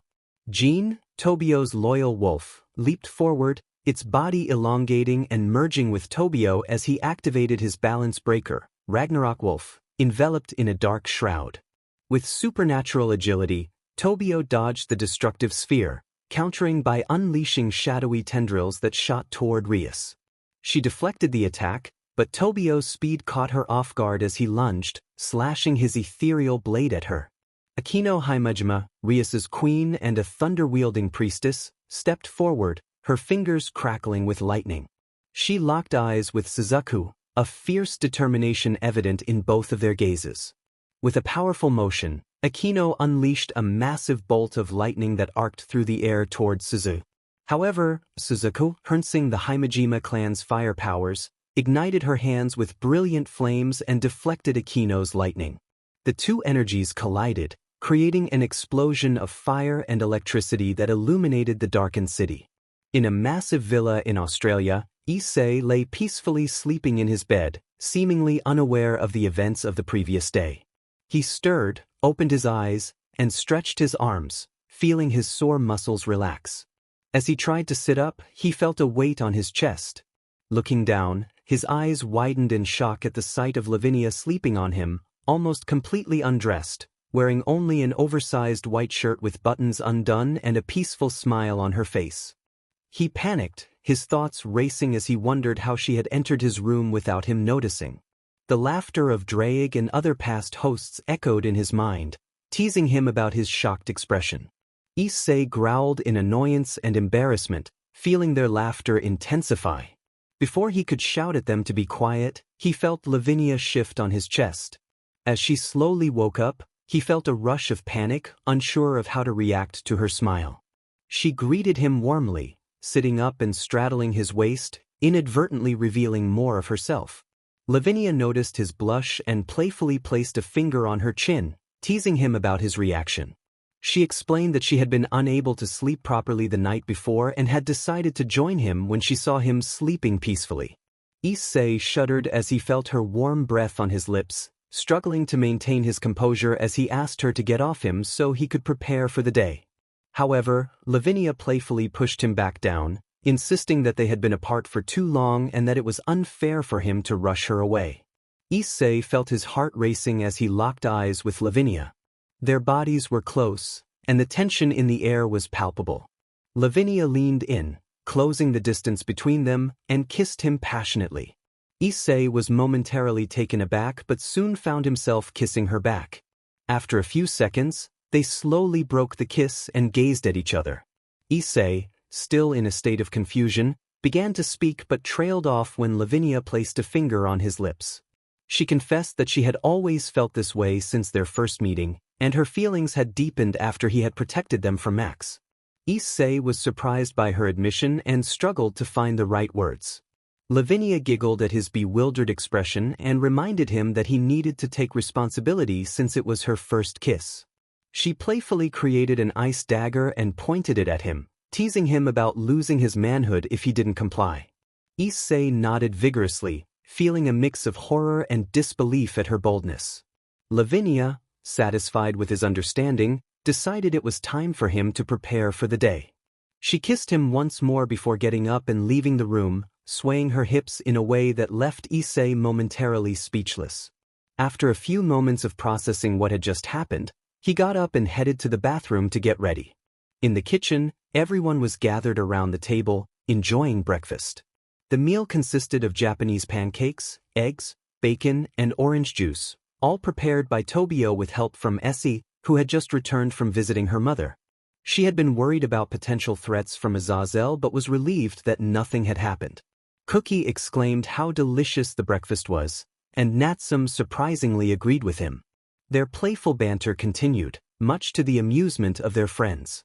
Suzaku observed their antics and remarked on their constant bickering, while Lavinia suggested that it might be their way of flirting. Cookie and Natsum reacted in unison, vehemently denying her claim, which only made her giggle. As the playful teasing continued, Issei entered the kitchen, dressed in a sharp three-piece suit. His appearance surprised everyone, prompting Tobio to ask where he was headed. Issei explained that he had to attend the opening of his company, where he would meet guests and potential investors. The others exchanged glances, contemplating whether they would join him. Suzuka mentioned that she had plans to visit her clan, while Natsum and Shigyun were going shopping and traveling. Sae, excited about her day, announced that she and Tobio were going on a beach date. Lavinia, feeling free for the day, decided to attend the opening ceremony since she had nothing else planned. As Issei served himself pancakes and engaged in light conversation with Suzaku and Cookie, he inquired about Suzaku's visit to her clan. She explained that her actions from the previous day had consequences, and she needed to ensure her clansmen remained loyal and understood her reasons. Issei felt a pang of guilt and apologized for the trouble she faced because of him. Suzaku reassured him that he had nothing to apologize for, as she had acted on her own accord and appreciated his past help. Their conversation continued, but Cookie, observing their interaction, commented on their chemistry, suggesting they should just kiss already. Both Issei and Suzuka shot him annoyed looks, warning him to be quiet. Cookie retreated into his seat, feeling the weight of their glares. Suzaku sighed, exasperated by Cookie's antics, while the atmosphere in the kitchen remained lively and filled with camaraderie. Issei was determined to prove his intelligence, but his friends looked at him skeptically, clearly unconvinced by his assertion. He acknowledged their doubt and explained that he and Suzaku did not share a romantic relationship. After a brief exchange, Issei wiped his mouth with a handkerchief, and they all accepted his apology. As they finished their meal and cleaned the table, Cookie was asked about his plans for the day. He shrugged, expressing uncertainty but mentioned he would take a walk since they had recently been on the run. Suzaku agreed, recalling how they had been in constant motion until just the day before. Just then, Lavinia descended the stairs, dressed in a long blue dress with a matching sash. Her hair, usually straight, was now elegantly curled, and she wore high heels. She felt a bit nervous as she asked how she looked, but the compliments from her friends brought a smile to her face. Grateful for their kind words, she took Issei's hand and led him outside, calling out a farewell to Cookie and Suzaku as they left through the main door. Outside, Issei paused to retrieve their vehicle, breaking free from Lavinia's grasp and heading to the garage. The roar of an engine soon filled the air as a sleek red sports car emerged. Lavinia was taken aback by Issei's choice of car, especially when he opened the passenger door for her. After a moment of surprise, she climbed in, and Issei drove them toward their destination. As they traveled, Lavinia expressed her astonishment at Issei's taste in cars. He smiled, explaining that he had always appreciated such vehicles but had never had the chance to own one due to his challenging childhood. When they arrived at a massive building, Lavinia was awed by its grandeur. Issei, amused by her reaction, explained that the construction was made possible by the dwarven elves from Asgard. Curious, Lavinia inquired why the elves would assist Issei. He revealed that he had provided them with homes and protection after Odin had failed to keep his promises during a time of crisis. He recounted the attack by Clippeth, which had devastated the elves, and how he and Gondel had intervened just in time to save the remaining population. Lavinia felt relieved but was puzzled about who had attacked the elves and why. Issei explained that the dwarven elves were exceptional weapon makers, capable of creating items that rivaled even divine craftsmanship. This attracted the attention of a malevolent individual who sought to eliminate them to prevent potential threats. The shocking revelation that the attacker was an alien from another planet left Lavinia speechless. She wondered about the alien's motivations, but Issei could only speculate, suggesting that time would reveal the truth. As they entered the banquet hall, the atmosphere buzzed with excitement. The grand space shimmered under elegant chandeliers, filled with influential figures from various sectors discussing the significance of the evening. Issei Hyoudou, the enigmatic CEO of Defenders, entered the room, instantly commanding attention. Dressed in a perfectly tailored black suit, he exuded a calm authority, his sharp gaze reflecting the weight of his experiences. Beside him, Lavinia Rennie radiated ethereal beauty in a flowing white gown, embodying the grace of the Queen of Frost she was rumored to be. Together, they moved with a confidence that captivated the audience. Reaching the podium, Issei surveyed the crowd before addressing them with a deep, smooth voice that resonated throughout the hall. He introduced himself as Tatsuya Shiba, the founder and CEO of Defenders, and expressed gratitude for their presence. He emphasized that the gathering was not merely an event but a chance to unveil the future of humanity. As he spoke about Defenders' mission to innovate and protect humanity through advanced technology, the room buzzed with anticipation. He highlighted their focus on groundbreaking advancements in defense systems, artificial intelligence, and biotechnology, aiming to empower humanity in unprecedented ways. The guests listened intently, eager to learn more about the vision that lay ahead. That evening, Issei prepared to share revelations that would challenge the audience's understanding of the world. A palpable tension filled the room as he scanned the faces before him, noting the men and women who had endured tragedies at the hands of incomprehensible forces or fought battles beyond their grasp. He spoke of a world where power often lurked in the shadows, where humanity had been manipulated and exploited by unseen forces. His mission was to illuminate that darkness and equip humanity with the tools necessary to stand on equal footing. The audience murmured with speculation and uncertainty, and Lavinia stepped forward, placing a reassuring hand on Issei's shoulder. Her presence seemed to ground him, and he continued with a softened tone, inviting everyone to enjoy the banquet prepared for them. He encouraged them to celebrate human ingenuity and strength, promising that they would discuss the truths that had brought them together. As the applause echoed, it was polite yet restrained, tinged with curiosity and skepticism. Issei stepped away from the podium, and the whispers began to circulate. The banquet unfolded with a blend of sophistication and tension. Tables were adorned with culinary masterpieces, and servers moved gracefully among the guests, offering delicacies and fine wine. Despite the outward elegance, the conversations were anything but light-hearted. A Japanese diplomat whispered to her colleague, questioning the seriousness of Issei's claims about hidden powers. Her colleague speculated that it might be a metaphor, though his tone revealed doubt. A scientist chimed in, noting the intensity of Issei's gaze directed at General Markson, suggesting he knew something significant. At another table, General Markson, a seasoned veteran from the United States Army, sat with a grim expression. His earlier limp had not gone unnoticed, and now, seated with his Australian and Japanese counterparts, he appeared lost in thought. He turned to General Harrington, seeking his perspective on the situation. Harrington, calm yet sharp-eyed, acknowledged Issei's showmanship but sensed there was more beneath the surface. General Tanaka, sipping his wine thoughtfully, remarked on the weight of Issei's words regarding forces that manipulate humanity, emphasizing that such statements were not made lightly. Markson nodded, recalling his own experiences with the inexplicable. If Issei possessed knowledge about these hidden forces, he wanted answers. Meanwhile, Issei and Lavinia navigated through the crowd with practiced ease, drawing attention with their every step. Lavinia's serene smile and gentle demeanor disarmed even the most skeptical guests, while Issei exuded a quiet confidence that drew people in. As they reached a quieter corner of the hall, Lavinia expressed her amusement at how Issei had stirred the pot. He acknowledged that it was intentional, recognizing that people were most honest when uncertain. Just then, a server approached, bowing politely to inform them that the generals were ready for their meeting. Issei nodded, his expression shifting to one of determination. The private conference room starkly contrasted the opulence of the banquet hall, emphasizing functionality with sleek furniture and cutting-edge technology. A large holographic display flickered to life as they entered, capturing the attention of the three generals already seated.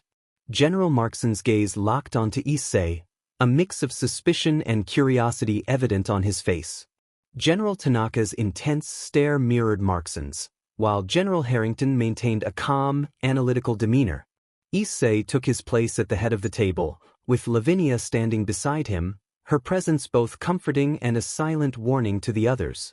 He expressed gratitude for their time and assured them he would not waste it with pleasantries. What he was about to share would alter everything they thought they knew about the world. Markson leaned forward, demanding to know what Issei had to say. With a gesture, Issei activated the holographic display, revealing an image of a devil, an imposing creature with glowing red eyes and leathery wings. He explained that this was not a myth but a reality, one of many beings that existed beyond human understanding. Angels, fallen angels, magicians, and gods were all real, engaged in wars for millennia, with humanity caught in the crossfire. The room fell silent, the gravity of Issei's words sinking in. Markson's face darkened, fists clenching, while Tanaka's expression remained unreadable, though his eyes hinted at a flicker of fear. Harrington, though calm, sharpened his gaze. Markson finally broke the silence, expressing disbelief and anger at the notion of devils and angels being real. Issei met his gaze unwaveringly, clarifying that he did not expect them to believe him but rather to listen. He began outlining the history of the supernatural world, detailing its factions, politics, and the impact on humanity. Lavinia contributed her insights, elaborating on the intricacies of magic and the hidden conflicts that had shaped history. As Issei spoke, Markson's skepticism began to waver, memories of his own encounters with the supernatural surfacing unbidden. Tanaka recalled the Tokyo incident, a tragedy that had claimed his family, while Harrington, though lacking direct experience, felt the weight of their stories and the evidence presented. Finally, Harrington asked what Issei's plan was and what he wanted from them. Issei expressed his longing for humanity to stand on equal footing, revealing that defenders were developing technology to detect and counteract supernatural threats. With their support, he believed they could level the playing field. Markson leaned back in his chair, his face a complex mix of skepticism, anger, and a glimmer of curiosity. Tanaka rubbed the bridge of his nose, muttering something inaudible before locking eyes with Issei. He processed the gravity of the situation, slowly realizing that everything he had endured, his team being wiped out, the unexplained deaths, the disbelief of those around him, was the result of supernatural beings. Issei nodded solemnly, confirming that Tanaka's experiences were not random or accidental. They were the consequences of a hidden world, one where battles raged in secret and the collateral damage was conveniently ignored. Humanity had always found itself caught in the crossfire. Tanaka's hands gripped the edge of the table tightly, His usually stoic expression twisted in a mix of grief and rage as he recalled the explosion that had devastated his family. It was not merely a terrorist attack, as he had been led to believe. Lavinia, her voice calm and soothing, clarified that the explosion had been caused by a skirmish between rogue fallen angels. Their conflict had destabilized the magical barriers protecting the city, resulting in what the media had labeled an accidental explosion. This was not the first time such an event had occurred. Tanaka's knuckles turned white as he absorbed this revelation. He could hardly fathom that these beings had simply walked away without facing any consequences. Issei confirmed that the supernatural entities viewed humans as beneath them, mere playthings or pawns in their games. They had never been held accountable because no one had possessed the power to challenge them. Until now. Harrington, another general in the room, finally spoke, his voice measured as he inquired about the technology Issei had mentioned. He wanted to know if it could effectively combat these supernatural beings. Issei gestured to a holographic display that showcased a sleek wrist-mounted device known as the Aegis Brace. This device emitted a field that disrupted supernatural energy, effectively neutralizing magic within a controlled radius. It also had the capability to detect entities using cloaking spells or magical disguises. The display shifted again, revealing a drone equipped with advanced energy sensors designed to track supernatural entities in real time. These drones were intended to patrol borders, sensitive areas, or even combat zones, ensuring that no hidden threats could slip through unnoticed. The hologram flickered once more, this time showcasing a rifle called the Dragon's Fang. This weapon was engineered to pierce magical shields and barriers, capable of disabling even high-level entities with precision strikes. The room fell silent as the generals processed the information. Markson broke the silence by questioning what would happen if the supernatural beings retaliated against them. Issei leaned forward, his gaze intense, asserting that they had already declared war on humanity. The losses and tragedies they had suffered were part of a long-standing conflict that had persisted for centuries. It was time to stop pretending otherwise. Tanaka nodded slowly, his expression resolute. If Issei's claims were true, they could not afford to remain passive. He demanded assurance that they had more than just technology to support their cause. Issei responded firmly, stating that they were not merely offering weapons, they were proposing a partnership. Humanity needed to unite to stand against these forces, and it began with the generals. Harrington raised an eyebrow, skeptical of Issei's intentions. He questioned the catch behind this alliance, suspecting that Issei had ulterior motives. Issei admitted that he believed in humanity's potential, but he also had personal stakes in the matter. He had witnessed the capabilities of these supernatural beings and was determined to fight back. He needed allies who shared that vision. The generals exchanged glances, and Markson, ever the skeptic, asked what would happen if they declined the offer. Issei's expression darkened as he warned that if they refused, he would seek out others willing to fight. He emphasized that if humanity did not unite now, they would fall one by one, and the supernatural world would not rest until humanity was either subjugated or extinct. The tension in the room was palpable as the meeting concluded. The generals left with heavy hearts and a mix of determination and unease. As the door closed behind them, Lavinia turned to Issei, acknowledging the intensity of the discussion. Issei replied that it was necessary, as the generals had lived through the horrors caused by the supernatural. They were the ones who could truly grasp the stakes involved. Lavinia placed a hand on his shoulder, expressing her concern about whether the generals would agree to collaborate. Issei confidently assured her that they would. They were soldiers, after all, and they understood the nature of a fight. They recognized that Issei and Lavinia represented their best chance at victory. Returning to the banquet hall, Issei and Lavinia were immediately approached by a group of high-profile guests eager for answers. The whispers that had circulated earlier had escalated into full-blown speculation. A prominent scientist began to inquire about the unconventional threats Issei had mentioned. Issei smiled faintly, indicating that he would elaborate in due time, suggesting they enjoy the evening first. Despite his polite deflection, the scientist pressed on, suggesting that if even half of what Issei hinted at was true, it could revolutionize their understanding of the world or lead to its destruction. Lavinia interjected smoothly, assuring the scientist that their intentions were to build something better rather than tear down what already existed. Their words seemed to placate the scientist, who nodded thoughtfully before stepping away. As the evening progressed, Issei found himself surrounded by whispers, glances, and questions. He answered what he could, deflected what he couldn't, and kept a close eye on the generals, who had rejoined the banquet but remained deep in discussion.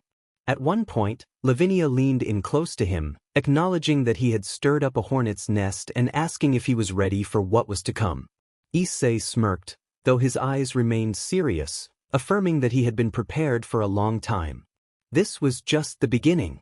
The night concluded with a toast, Issei raising his glass to humanity's resilience and potential. The guests, though still uncertain about what they had witnessed, felt a spark of hope mingled with a flicker of fear. The supernatural world was about to learn that humanity was no longer content to be pawns in their games, and Issei Hyoudou was leading the charge. Meanwhile, the Citri hospital lay eerily quiet, a stark contrast to the chaos that had unfolded hours earlier. Healers moved through the halls, their faces lined with exhaustion as they worked tirelessly to treat the wounded from the Gregori. Rooms overflowed with injured survivors, their groans punctuated by the soft hum of magical equipment and whispered incantations. Despite the bustling activity, the air was thick with tension, as if the walls themselves were trying to absorb the weight of what had transpired. In one of the larger conference rooms, representatives from the major factions had gathered to discuss the attack. Azazel stood at the center, his usual confident demeanor replaced with an air of somber reflection. Surrounded by the leaders and key figures from various factions, Azazel felt the weight of their presence. Michael of the Angels, Cerzex Lucifer and Seraphal Leviathan from the Devils, Yasaka representing the Yukai, Odin from Asgard, and Zeus from Olympus all wore expressions of concern, confusion, or barely restrained anger.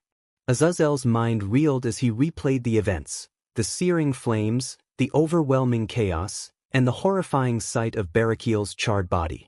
The door to the private chamber creaked open, and the leaders of the supernatural factions began filing in, their presence adding an almost unbearable weight to the room. Cerzex Lucifer entered first, his crimson hair flowing behind him as his piercing eyes swept over the gathering. He was closely followed by Seraphal Leviathan, who strode in with a rare air of solemnity, her usual cheerful demeanor absent. Michael and Gabriel from the angelic faction arrived next, their golden halos faintly shimmering and their faces etched with concern. Odin's imposing figure entered next, his one eye scanning the room with sharp intensity as his staff tapped softly against the floor. Zeus entered with an air of restrained fury, his broad shoulders squared as he exchanged brief glances with the others. Azazel slowly lifted his head, his eyes bloodshot and his face a mask of exhaustion.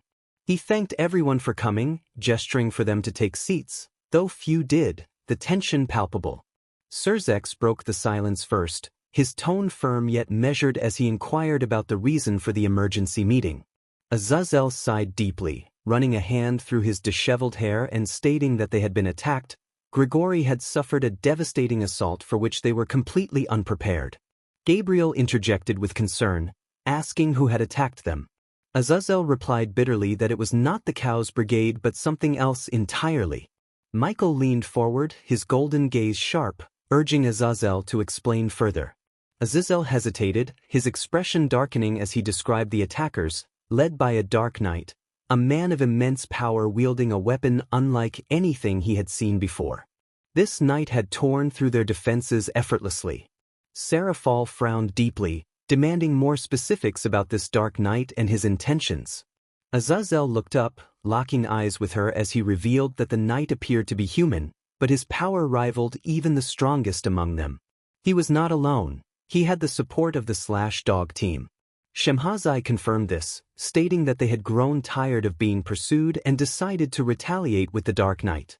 This was not just an attack, it was a coordinated assault with strategies and precise strikes. Zeus's booming voice cut through the tension, demanding to know the casualties and the cost of this failure. Azazel's jaw tightened as he revealed that nearly 80% of their forces had been lost in the assault. The attackers had been relentless and merciless, and Betrayal was dead. Gabriel gasped in shock, her hand flying to her mouth as tears welled in her eyes. Michael's expression turned stone cold as he processed the loss, while Seraphal closed her eyes, fists shaking at her sides, and Surzex placed a hand on her shoulder in silent support. Azazel swallowed hard, his throat dry as he explained that Betrayal had tried to fight the Dark Knight after the main battle. The Knight had burned him alive, sending a clear message. Odin tapped his staff against the ground, asking what the message was. Azazel's eyes darkened as he growled that it was a declaration that Gregori, and by extension, the entire supernatural world, needed to be purged of its corruption. They were deemed unworthy, tainted by greed and hubris, and the attackers would stop at nothing to see them destroyed. The room fell into tense silence as the implications of Azazel's words sank in. Finally, Michael spoke, asserting that if the Knight was as powerful as Azazel claimed, he could not be acting alone. He must have support and resources. Shemhazai interjected, explaining that the Knight was using technology and magic unlike anything they had ever seen, blending the two seamlessly. He was not merely attacking. He was dismantling them, destroying critical data, wiping their systems, and leaving behind a virus to cripple what remained. Zeus slammed his fists onto the table, the sound echoing like thunder as he demanded to know how such a threat had been allowed to rise unchecked. Azazel glared at him, his temper flaring as he reminded Zeus that none of them had seen this coming and that his own realm was not free of its own issues. Surzex intervened, asserting that this was not the time for bickering and that they needed to focus on what came next. Seraphal agreed, emphasizing that if this human and his allies were targeting the supernatural factions, none of them were safe. They needed to prepare for the possibility of another attack. Odin stroked his beard thoughtfully, asking if Azazel knew the identity of the Dark Knight. Azazel hesitated before nodding slowly, revealing that years ago, Gregori had dealt with a young prodigy, a human boy with remarkable intelligence and talent in sacred gear research. This boy had disappeared after a betrayal that Azazel regretted. Surzex's piercing gaze settled on Azazel, questioning whether this boy could be the Dark Knight. Azazel admitted that it was possible. Gabriel, still shaken by the loss of Betrayal, expressed her concern about what would happen if he could not be stopped. Azazel's eyes hardened as he stated that they would do what they must. The leaders exchanged grave looks, the weight of their decisions settling over them. The stakes had never been higher, and the war that lay ahead would test the limits of their strength, unity, and resolve. The meeting continued in strained silence, the weight of Azazel's words lingering in the air. Surzex eventually broke the silence, narrowing his crimson eyes with determination as he emphasized that the loss of Betrayal and the destruction of Gregori's stronghold could not be ignored. The threat of the Dark Knight had proven capable of dismantling a major faction with precision. If they did not act swiftly and decisively, the repercussions would be catastrophic. Zeus nodded in agreement, asserting that if this Dark Knight could breach Gregori's defenses, there was no telling which faction he would target next. The protection of their people had become the top priority for the leaders of the supernatural factions. Seraphal, usually playful, now displayed a somber intensity as she stepped forward. She announced that the underworld would immediately enhance its security. She would personally oversee the deployment of additional wards around major territories, particularly near the Citri and Gregori domains, as well as Falbium. The Dark Knight thrived on unpredictability, and they needed to anticipate his moves to ensure he could not exploit their weaknesses. Michael exchanged a grave glance with Gabriel. The angelic faction would also take action, reinforcing the sacred and heavily protected gates of heaven. Both he and Gabriel would oversee the fortification of their defenses, ensuring that no one could enter or leave without thorough scrutiny. Odin, tapping his staff on the ground, expressed his resolve. Asgard would double the patrols along the Bifrost and strengthen their magical wards. He would ensure that the Valkyries were prepared for any confrontation, recognizing that while the Dark Knight might be human, his cunning and ambition rivaled the greatest of threats. Gabriel, though shaken, remained composed and resolved to send emissaries to the minor factions and independent groups. They needed to inform everyone of the impending threat and encourage them to tighten their defenses, as unity would be essential in the days to come. Surzex leaned forward, his voice low yet commanding. While fortifications and precautions were necessary, they could not win the war by merely playing defense. Locating the Dark Knight was imperative, and every piece of information, no matter how trivial, needed scrutiny. Azazel stood, his exhaustion replaced by fierce determination.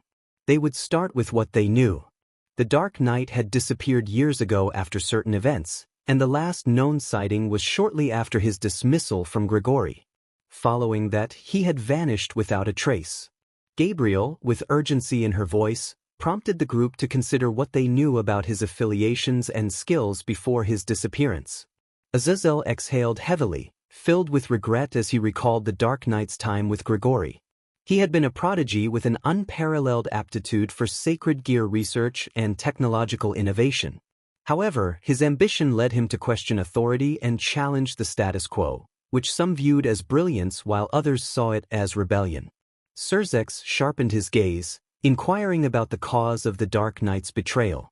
Azazel bitterly clarified that it was not betrayal at first but a failure, his and the system they had built. They had stripped him of his gear and given it to someone else, a decision they thought logical at the time, but it had broken him. Odin's voice was sharp as he sought confirmation that this was the catalyst for the current situation. Azazel grimly nodded, explaining that this event set the Dark Knight on his current path. He had disappeared shortly after, but not before stealing data and resources. The Dark Knight had been planning for years, and they had underestimated him at every turn. Serafal crossed her arms thoughtfully, suggesting that if he had been in Australia, he might have left a trail. They needed to comb through any records, magical or mundane, that could provide a clue. Michael emphasized the urgency of their situation, noting that every moment of delay allowed the Dark Knight to grow stronger, increasing the threat to their realms. He asked Azazel if he still had access to the resources developed by Gregori. Azazel's lips curled into a bitter smile as he acknowledged that what remained of those resources was limited. Most of their databases had been destroyed during the attack, but there were fragments, backups, and hidden archives. They would need time to recover and analyze them. Gabriel placed a comforting hand on Azazel's shoulder, assuring him that they would help in any way possible. Heaven's records were vast, and perhaps there was something they had missed, a connection or a clue. Surzex interjected, decisively stating that they should consider the possibility of the Dark Knight having allies outside the /Dog team. No one orchestrated an operation of this scale alone, and there might be individuals or factions supporting him from the shadows. Odin agreed, noting that if there were allies, they would leave traces, financial transactions, magical signatures, alliances. They needed to follow every lead. As the leaders discussed strategies and allocated resources, the atmosphere grew increasingly tense. Each faction recognized the gravity of the situation, not just the immediate threat posed by the Dark Knight, but the broader implications of his actions. A mortal wielding such power and challenging the supernatural world was unprecedented. Azazel's voice broke through the murmur of plans, emphasizing that this was not just about stopping the Dark Knight but understanding how they had allowed things to escalate this far. They had failed once, and they could not afford to fail again. The room fell silent, the weight of his words settling heavily on all present. Surzex finally spoke, steady and resolute, affirming that they would find him, stop him, and ensure that the balance of their world remained intact. One by one, the leaders nodded, their resolve hardening. The meeting concluded with a renewed sense of purpose, but the shadows of doubt lingered. As they departed to their respective realms, each carried the same unspoken thought. The Dark Knight was out there, watching and waiting, and he would not be easy to find. In the sterile environment of the Citri Hospital, the cold, clinical light illuminated the rows of hospital beds in a private wing reserved for high-profile patients. The beeping of monitors and the soft hum of medical equipment filled the room, creating a haunting melody of life struggling to hold on. Every member of the Gregori peerage who had been present during the Gregori attack was now confined to a bed, their bodies battered and broken.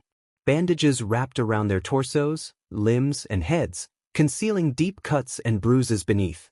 4 drips and enchanted recovery tubes fed them potions and nutrients, But the healing process was slow. Max was in the worst condition among them. His bed was situated at the far end of the room, surrounded by more machines than anyone else's. His pale complexion appeared almost lifeless, a stark contrast to the vibrant, boastful man he once was. Where his left arm had been, there was now only a heavily bandaged stump, the sight of the ripped-off boosted gear covered with layers of gauze enchanted to stave off infection. His breathing was shallow, aided by a ventilator mask over his mouth and nose. Nearby, Akino lay in a bed, her emotional state no better than Max's physical condition.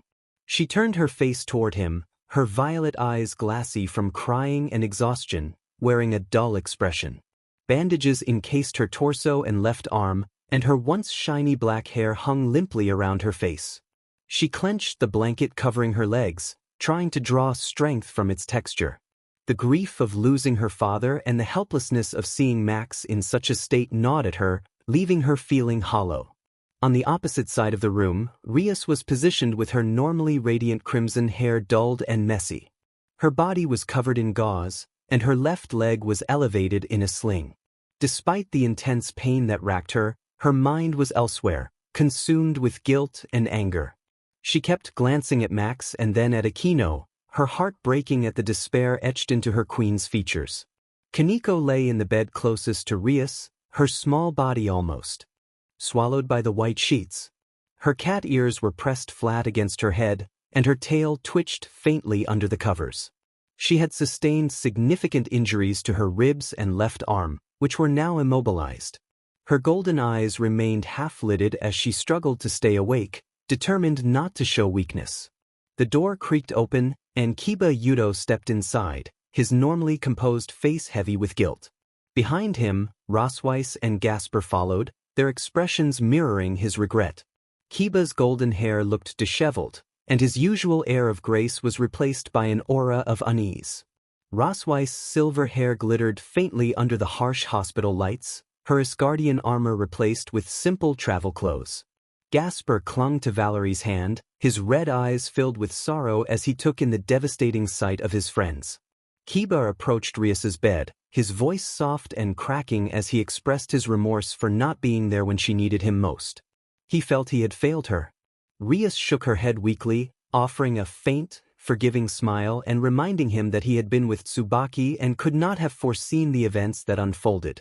Kiba's fists clenched as he reflected on the possibility that his presence might have changed the outcome, his gaze shifting to Max's motionless form. Rosweiss stepped forward, her face pale and her silver eyes glistening with unshed tears. She lamented her decision to stay in Asgard, believing she could convince her grandmother of Max's worth, only to realize that she had wasted precious time while her friends fought for their lives. The sight of Max in his current state filled her with anguish. Rias, despite her own guilt, reassured Rosweiss that none of them could have predicted the tragedy. Gasper hesitated near the doorway, gripping Valerie's hand tightly. Trembling, he finally found the courage to voice his own regrets about staying in Romania to help Valerie, wishing he could have been there to assist his friends. Valerie comforted him, expressing that he could not blame himself for events beyond his control. Kiba, Rosweiss, and Gasper moved closer to the beds, their shared feelings of regret and guilt palpable. Rosweiss stopped by Akino's side, her heart aching at the sight of the normally composed queen so utterly shattered. Akino turned her tear-streaked face toward Rosweiss, revealing the raw pain of losing her father. The room fell into a heavy silence as the group grappled with their collective grief and guilt. Each of them carried the weight of their absence during the battle, imagining countless scenarios in which their presence could have turned the tide. But the reality was stark and unchangeable. Kiba finally broke the silence, his voice filled with determination despite the sorrow in his eyes.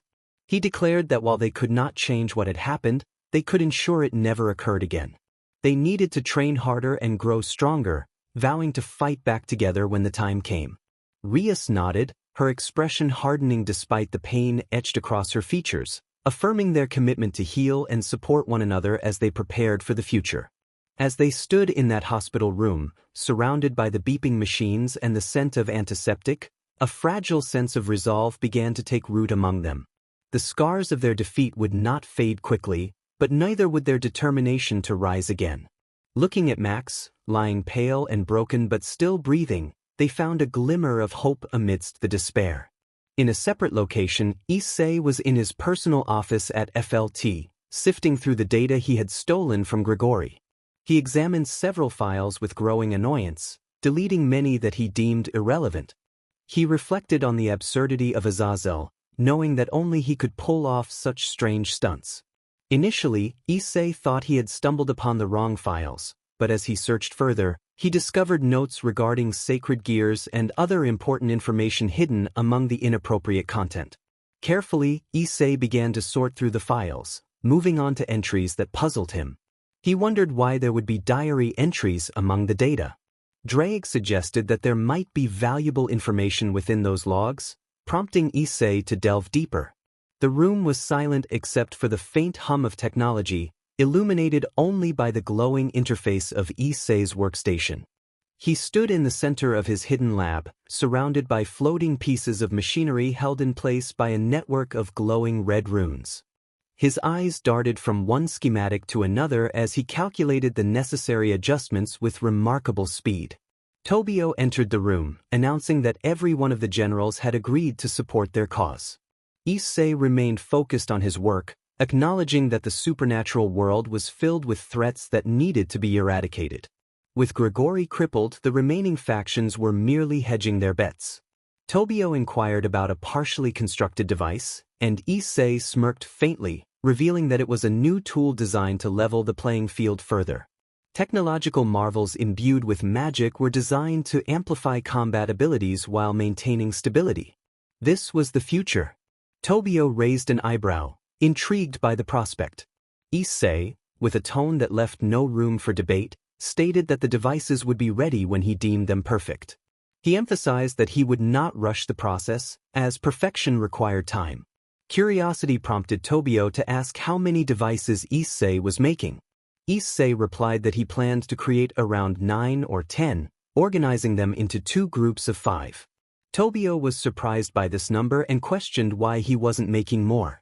Issei shrugged, expressing a feeling that 10 was sufficient, and mentioned that he was waiting for his organization to finish before revealing more details, as doing so would spoil the surprise. Tobio, who had initially opened his mouth to ask the same question, closed it with a sigh. A soft chime echoed through the room as one of the machines lit up with new data. Issei's attention shifted to it, and he scanned the information rapidly. He identified 3 locations for the Longinus fragments, noting that one was heavily guarded in a private collection in Europe, another was held by a rogue faction of exorcists, and the third was in Romania, where the Sephiroth grail was located. This revelation brought a sense of apprehension to Tobio, who recognized the significance of the location. Issei acknowledged that Valerie Teeps possessed the grail, complicating their plans due to her connections to the Gregori peerage and Gaspar Vladi. He understood that attacking Romania would not merely be a heist, it would have significant repercussions within the supernatural community. Despite the risks, Issei was determined to proceed, viewing the Sephiroth grail as too valuable to ignore.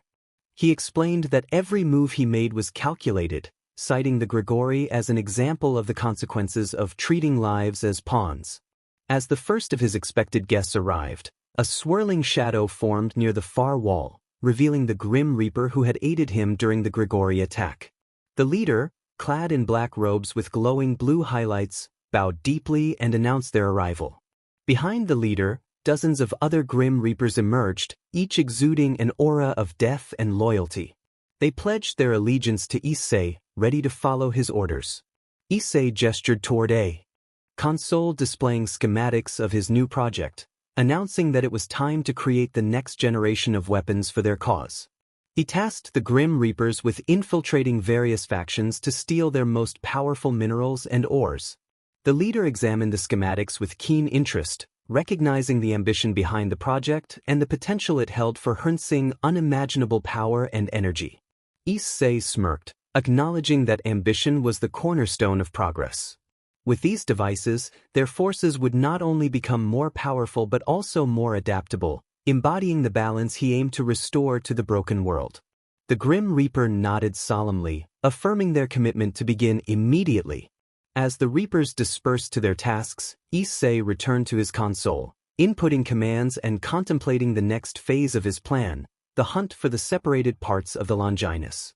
In the vast halls of the Hayedu clan estate, Hayedu slammed his fist against the table, the wood groaning under the pressure of his anger.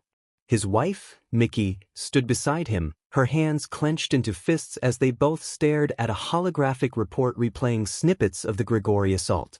The footage highlighted the destruction caused by the so-called Dark Knight. Goru expressed his fury, feeling that their family name had been dragged through the mud by this figure who dared to challenge the world's balance. Miki, equally distressed, lamented the targeting of their son, Max. She felt that Max had already suffered enough, and the monster had inflicted further pain by leaving him gravely injured. In a corner of the room, their daughter, Izumi, sat silently, her face obscured by her long black hair. Her usual bright demeanor was replaced by a chilling stillness. Slowly rising, she declared her intention to kill the Dark Knight. Her parents turned to her, startled by the venom in her tone. Goru attempted to intervene, but Izumi cut him off, her violet eyes burning with intensity. She expressed her determination to avenge Max, stating that the Dark Knight had declared war on everything they stood for and had humiliated their family. Miki stepped forward, placing a hand on Izumi's shoulder, cautioning her not to act impulsively without knowing who the enemy was. Izumi insisted that she would find out who he was and make him pay. Goru paced the grand hall, his fists clenching as he ranted about the Dark Knight's reckless actions. Miki nodded grimly, emphasizing the need to protect their family from further harm. Izumi, standing resolutely near the window, vowed that the Dark Knight would not get the chance to hurt them again.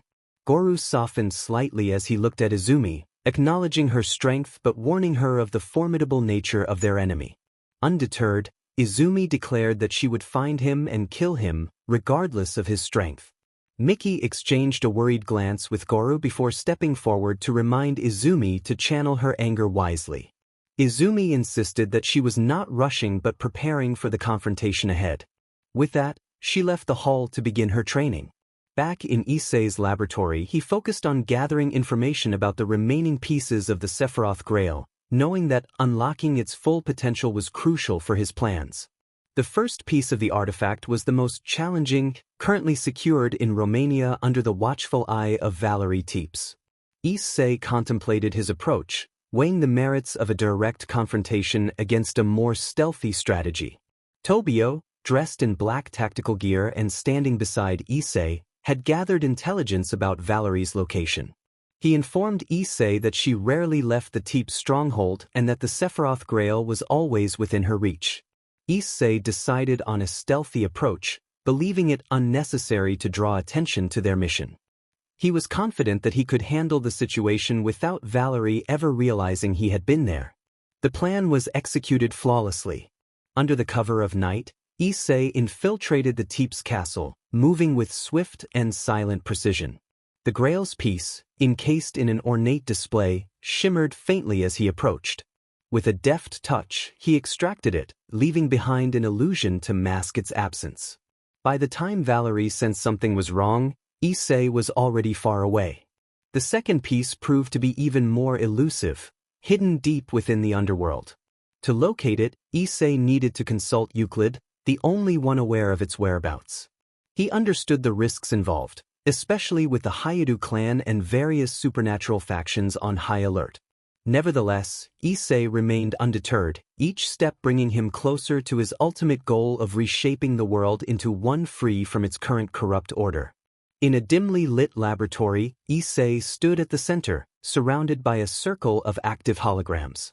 Each display represented crucial elements of his evolving plans: devices, locations of remaining Longinus fragments, and a map marked with potential targets.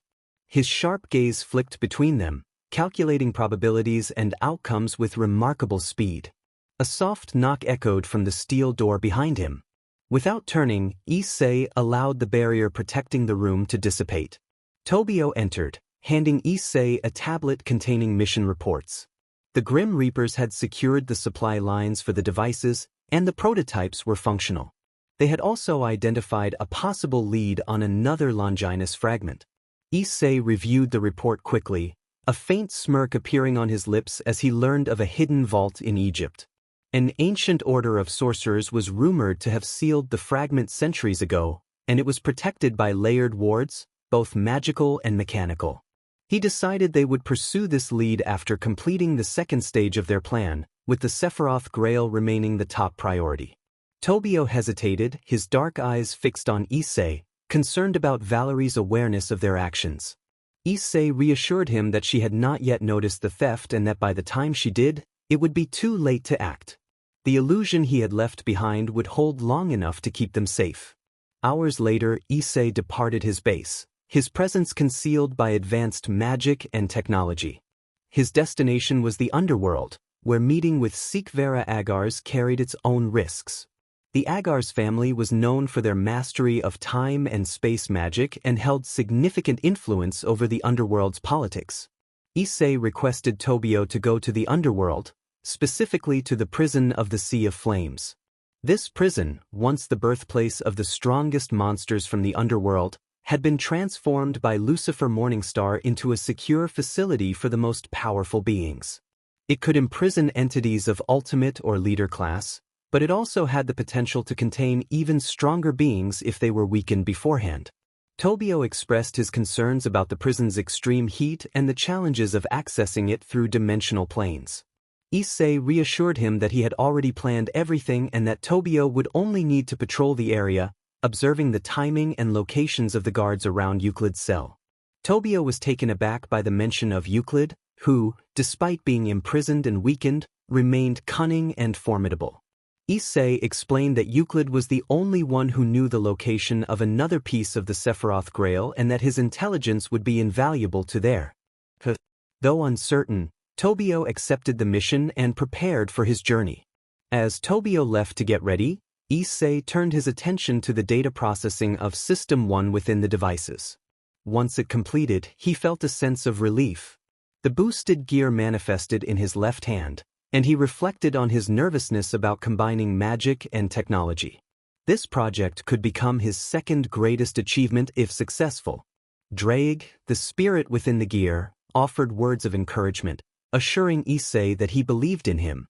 With renewed determination, Issei installed another software update in the devices and exited the room, lost in thought as he walked through the hallway. Meanwhile, the Teep's stronghold loomed ominously under the cover of night, its spires reaching into the starless sky. Shadows danced across the crumbling battlements as a cold wind whispered through the desolate corridors. Deep within the castle, Valerie Teeps, once the proud bearer of the Sephiroth Grail, sat slumped in her throne, her fragile frame illuminated by the faint glow of the sacred artifact. Unbeknownst to her, Issei observed from the darkness, his crimson eyes narrowing as he took in the sight of her diminished state.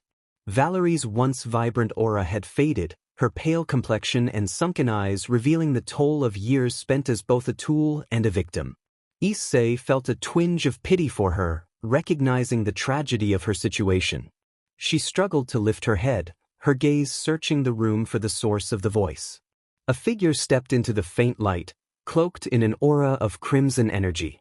His smirk was cold, and his expression was devoid of empathy. He introduced himself as her savior or perhaps her worst nightmare, depending on her perspective. Valerie's eyes widened in recognition as she realized who he was. He was the Dark Knight, a name that carried weight and fear. He acknowledged that his reputation preceded him, which would save them some time. Valerie attempted to rise, but her legs gave out beneath her, causing her to collapse back onto the throne. She clutched her chest, gasping for air, while the Dark Knight watched her struggle with a mixture of amusement and disdain. He coldly remarked on her pathetic state, pointing out that despite being a bearer of the Sephiroth Grail, she was broken and helpless, a shadow of what she could have been. Tears welled in Valerie's eyes as she absorbed his words. She had never asked for this burden and had never wanted to be a tool for others. The Dark Knight retorted that she had always been a pawn for the Teeps faction and a means to an end for the Gregori. Even her so-called friends only saw her as a way to cheat death. He leaned in closer, his voice dropping to a venomous whisper as he revealed that Azazel had begged her to revive Barakiel, placing all his hopes on her. She had failed him, just as she had failed everyone else. Valerie whimpered, trying to block out his words, but he continued, insisting that the truth hurt and that she was a failure, a fragile doll abandoned by everyone once they realized she could not fulfill their dreams.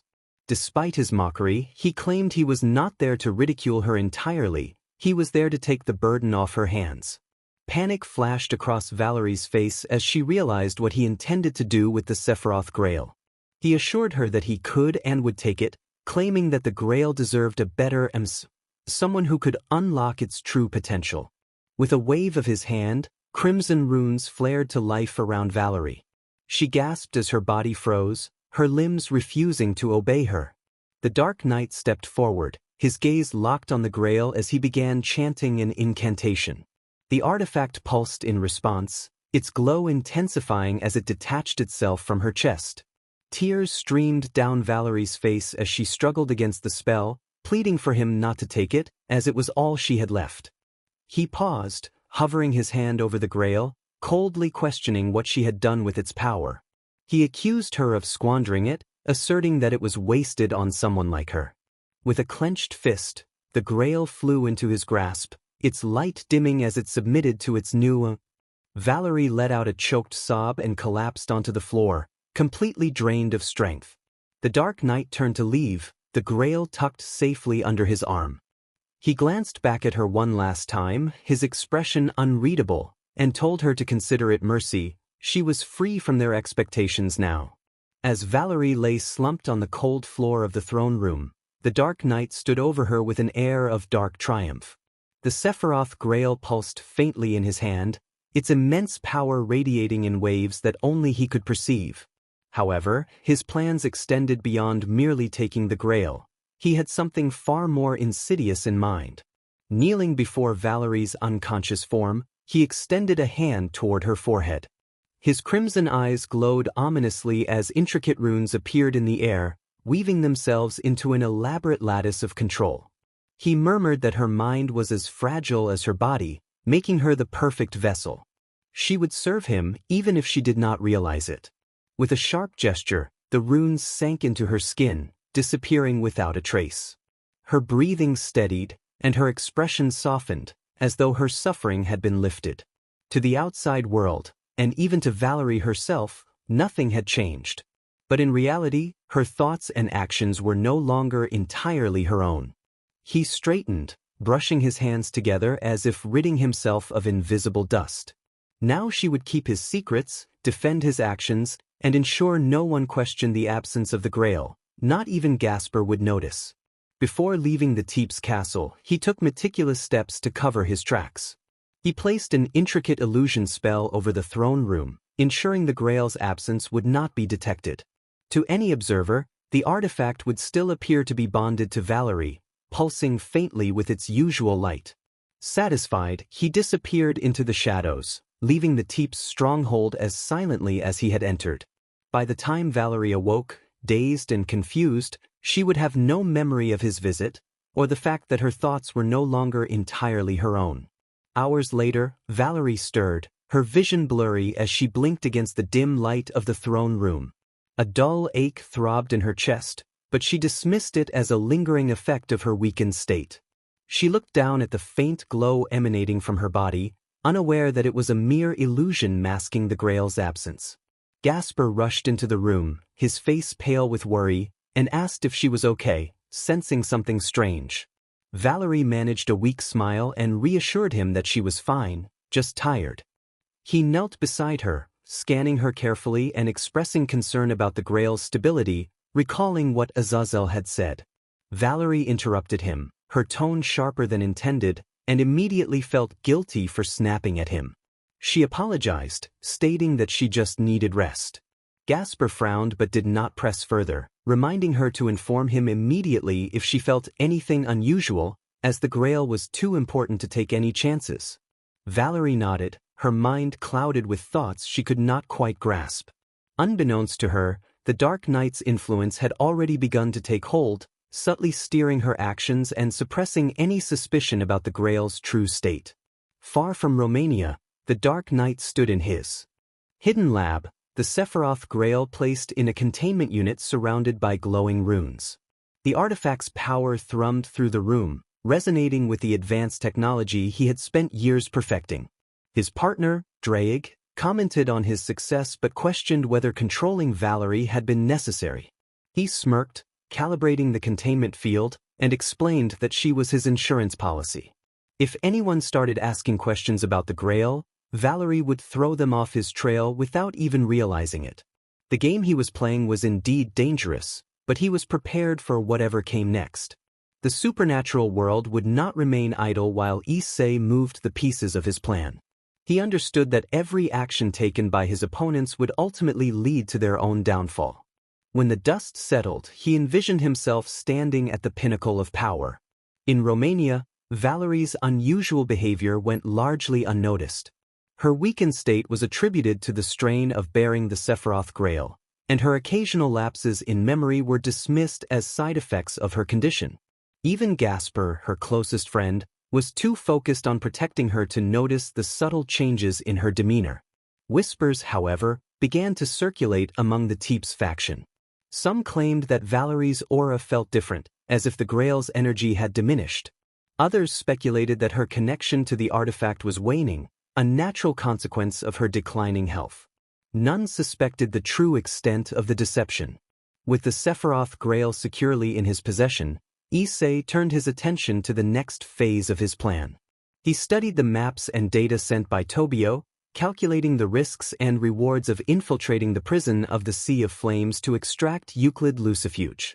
Uklid held the key to the second fragment, but Issei knew that even with Tobio's intel, reaching him would not be easy.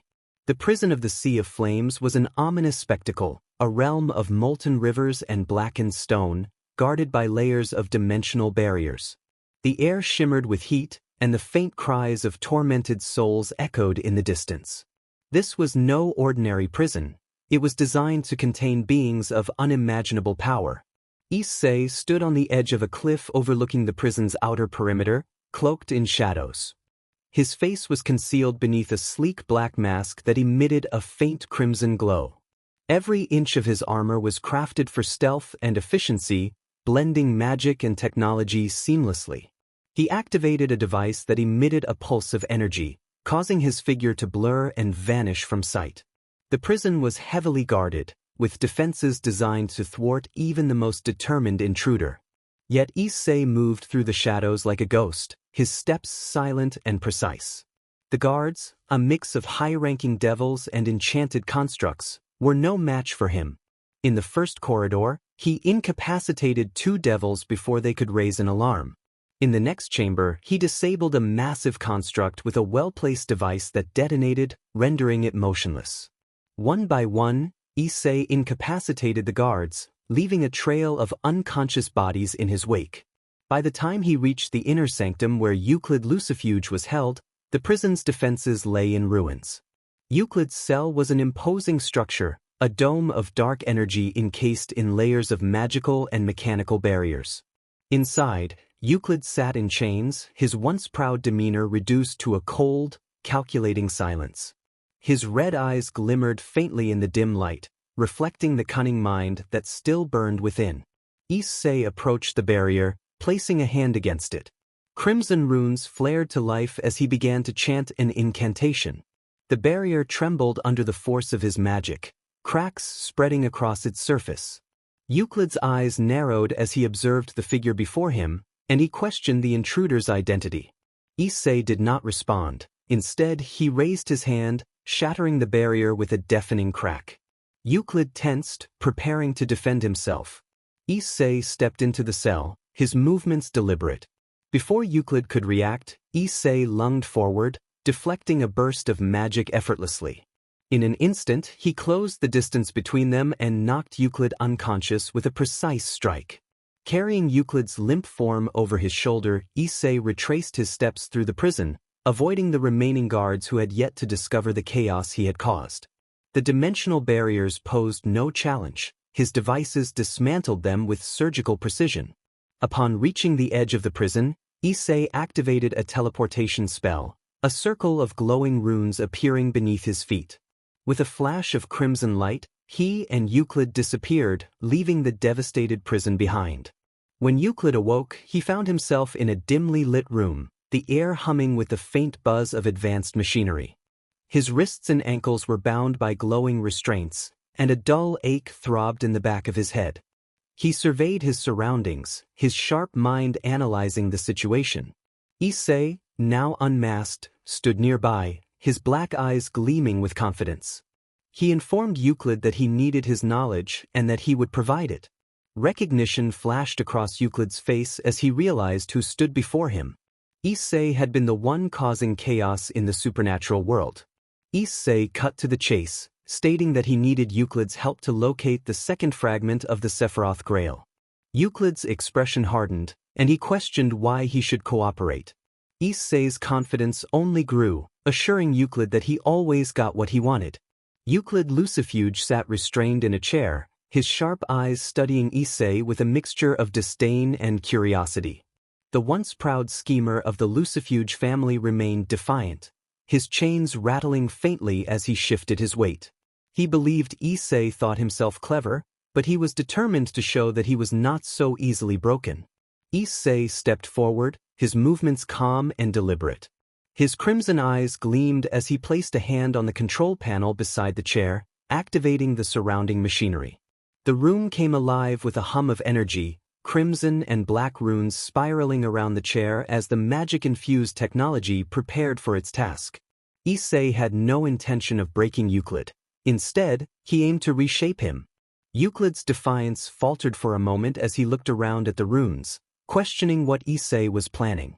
Issei leaned closer, revealing his intention to make Euclid help him, whether he liked it or not. He promised that once the process was complete, Euclid would serve him as loyally as he once served Rizavim. As Issei placed his hand on Euclid's forehead, a surge of magic flowed through him. Euclid struggled against his restraints, gritting his teeth in an effort to resist the invasive energy. He insisted that Issei could not control him, but Issei was confident in his perfected technique that merged magic and technology. This method would not only control Euclid's body but also rewire his mind, erasing his past identity and replacing it with a singular purpose: to serve Issei. The runes around the chair glowed brighter, forming intricate patterns that pulsed with a hypnotic rhythm. Euclid's eyes widened as the energy flowed into him, causing his thoughts to become hazy and disjointed. As his resistance weakened, Issei encouraged him to let go. The runes pulsed faster, and a series of images flashed through Euclid's mind, stripping away memories of his time serving Rizavim and replacing them with a new narrative centered around Issei. When the process was complete, the runes faded, and the room fell silent. Euclid's head hung low, his breathing shallow as he recovered from the ordeal. Slowly, he lifted his gaze, his violet eyes now dull and devoid of their usual sharpness. He acknowledged Issei as his emissary, his voice monotone and reverent. Issei's satisfaction grew as he recognized Euclid's transformation. Euclid knelt before him, the chains around his wrists clattering to the floor as he lowered his head and awaited commands.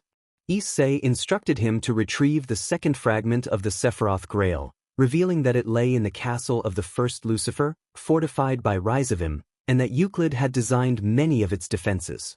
Euclid assured Issei that he could bypass them with ease. Issei, pleased with Euclid's compliance, emphasized the importance of discretion in their mission, warning that any hint of failure would have dire consequences. Euclid rose to his feet, his movements precise and deliberate, and confirmed his understanding of the task. He was no longer the cunning tactician of the Lucifuge family. His will was now entirely subjugated to Issei's. As Euclid approached the grand structure of the Lucifer castle, he blended seamlessly with the night, cloaked in shadows. The towering fortress loomed above him, its spires piercing the heavens. Activating runes etched into his gauntlets, he rendered himself invisible to the castle's surveillance spells and moved with practiced ease, bypassing wards and disarming traps. Inside the castle, the air was thick with the weight of ancient magic. The vast halls were adorned with intricate carvings depicting the history of the Lucifer bloodline. Euclid moved swiftly, his steps silent on the polished marble floors, heading toward the vault hidden beneath the castle, a place known only to a select few. The entrance was concealed behind a grand tapestry in the main hall, masking the powerful wards that protected it. As he deactivated the wards, the process was slow and meticulous, requiring careful dismantling. When the final ward faded, the wall behind the tapestry dissolved, revealing a staircase that descended into darkness. Uklid stepped forward, feeling the air grow colder with each step. At the bottom of the staircase, the vault doors stood imposingly before him, covered in glowing runes that pulsed with a faint, menacing light. Placing his hands on the doors, Uklid activated the sequence to unlock the vault. The doors groaned in protest before slowly swinging open, revealing the chamber within. The second fragment of the Sephiroth Grail rested on an ornate pedestal at the center of the room, its light illuminating the darkness and resonating with the runes on his gauntlets. After grasping the second piece of the Sephiroth Grail, Uklid teleported away. As he did, the security spells and every other spell he had encountered and removed automatically reformed, locking the main Lucifer castle once again. Upon reappearing in Issei's laboratory, the fragment still glowing faintly in his hand, Uklid knelt before Issei, his head bowed in SBMson. Issei welcomed him with a satisfied smirk, acknowledging Uklid's successful retrieval of the fragment. Uklid remained in a position of reverence, fully committed to his new purpose. The mission was complete, and Issei placed the second fragment into a containment chamber. The energy from the two pieces resonated as they drew closer to completion. He turned to Uklid, his expression unreadable. He instructed Uklid to retrieve another part of the gear from Egypt, and Uklid nodded in agreement before teleporting away, leaving Issei alone. A smirk returned to Issei's face as he regarded the glowing fragments. The pieces were falling into place, joining to form one grail. Drake, his companion, expressed excitement at their success. Issei acknowledged Drake's support but reminded him that their work was far from over. They still needed to revive Pphanie. In the dimly lit laboratory, Issei stared at the Sephiroth Grail, now fully assembled within its containment chamber. The artifact pulsated with an otherworldly glow, radiating immense power throughout the room. For a brief moment, he allowed himself a small smile, but his gaze quickly hardened. There was still much to accomplish. Reaching for his communicator, Issei activated it and waited for a connection. A familiar cold voice answered shortly after. Hades, his father, inquired if Issei had called for something important. Issei calmly requested Hades to come to the laboratory immediately, bringing Persephone's body with him. Hades paused, questioning the necessity of the request. Issei's eyes gleamed with determination as he explained that they were going to bring her back. Hades expressed disbelief, reminding Issei that Persephone's soul was lost and that he had searched for centuries. Issei interrupted, asserting that he had built something capable of succeeding where the Grail alone had failed. Hades fell silent, sensing Issei's resolve. Eventually, he agreed to come, stating that he needed to see this for himself. Hades soon arrived, his skeletal frame casting a long shadow in the laboratory. He carried Persephone's body, which remained appealing and untainted despite its lifelessness. Hades placed her gently on the table, his cold gaze lingering on her face. He noted that her body was intact but lamented the loss of her soul. Issei explained that her soul was in limbo, a realm beyond the cycle of rebirth where even the strongest souls faded into emptiness. Hades expressed concern, warning Issei that no one who entered limbo returned. Issei, however, was undeterred, confident in his ability to succeed. He gestured toward a circular machine at the center of the room, its intricate design pulsing with runes and glowing mechanisms. Issei described it as his masterpiece, designed to stabilize the link between their world and limbo. He had failed with the Grail alone, but with this machine he believed he could reach Persephone. Hades, his voice now a whisper, warned Issei of the dangers involved. He cautioned that limbo would consume him if he failed. Issei's determination did not waver, he was prepared to take the risk. Hades, struggling with his fear, reluctantly stepped aside, allowing Issei to proceed. As Issei entered the machine, the containment chamber sealed shut around him. The runes flared to life, and the machine roared into action. The last thing Hades saw was Issei's determined face before the energy engulfed him, and he vanished from view. When Issei opened his eyes, he found himself in a cold, still place, the darkness stretching endlessly in all directions. There was no ground beneath him, yet he stood as if anchored by an unseen force. He recognized this as limbo and began to move, feeling the oppressive emptiness weigh heavily on him. Time lost all meaning as he searched, calling out into the void. Eventually, he encountered familiar faces, souls he recognized from the past, their forms fragmented and broken. Among them was Rainier, her demeanor now hollow and mournful. At the edge of the void, he found Pphanie, sitting alone with her head bowed, weeping silently. Her once vibrant aura was now a faint glimmer in the darkness. Issei knelt before her, filled with emotion, and revealed his identity as her son. Pphanie looked up, confusion and faint recognition in her eyes. Issei urgently took her hand, insisting they needed to leave immediately. Before she could protest, he pulled her to her feet and began to run. The void resisted their every step, sapping his strength, but he pressed on, determined not to lose her again. As they approached a portal of light piercing the darkness, Issei summoned every ounce of strength he had left. With a final push, he collapsed through the gateway just as it began to close. Hades watched in stunned silence as the machine powered down. The containment chamber hissed open, and two figures emerged. Persephone's body began to glow faintly as her soul re-entered it, transforming her lifeless form. Color returned to her cheeks, her breathing steadied, and her eyes fluttered open. Nearby, Issei collapsed to the ground, unconscious but alive. Hades rushed to Persephone's side, his usual cold demeanor replaced by unrestrained relief. He gazed at her, overwhelmed by the sight of her awakening. Persephone's eyes met his, filled with confusion and warmth. She struggled to comprehend her surroundings and asked what had happened. Issei lay nearby, his chest rising and falling steadily, a faint smile lingering on his lips. Hades knelt beside Persephone, his hands trembling as they hovered over her form. As her eyes flickered to life, vibrant and dazed, Hades found himself speechless, overwhelmed by the return of the life that had been missing from her for centuries. Persephone lifted her hand to his cheek, her touch soft but hesitant. She expressed her confusion, recalling only darkness and emptiness before her awakening. Hades reassured her, revealing that she had been gone for centuries and that he had feared he had lost her forever. As she processed his words, she remembered the endless void of limbo, and tears filled her eyes as she described the darkness she had endured. Hades took her hand, promising that he would never let anything take her from him again. Their moment of reunion was interrupted by a soft groan from Issei, who stirred and struggled to open his eyes. Hades moved to his side, and Issei, though weak, managed to greet his father and then turned his gaze to Persephone, smiling faintly. He acknowledged that she was awake, and Persephone, crawling closer, looked at him with a mix of curiosity and affection. Issei confirmed that he was her son and expressed his lifelong longing to meet her. Tears welled in her eyes as she touched his face, feeling a sense of familiarity despite her fragmented memories.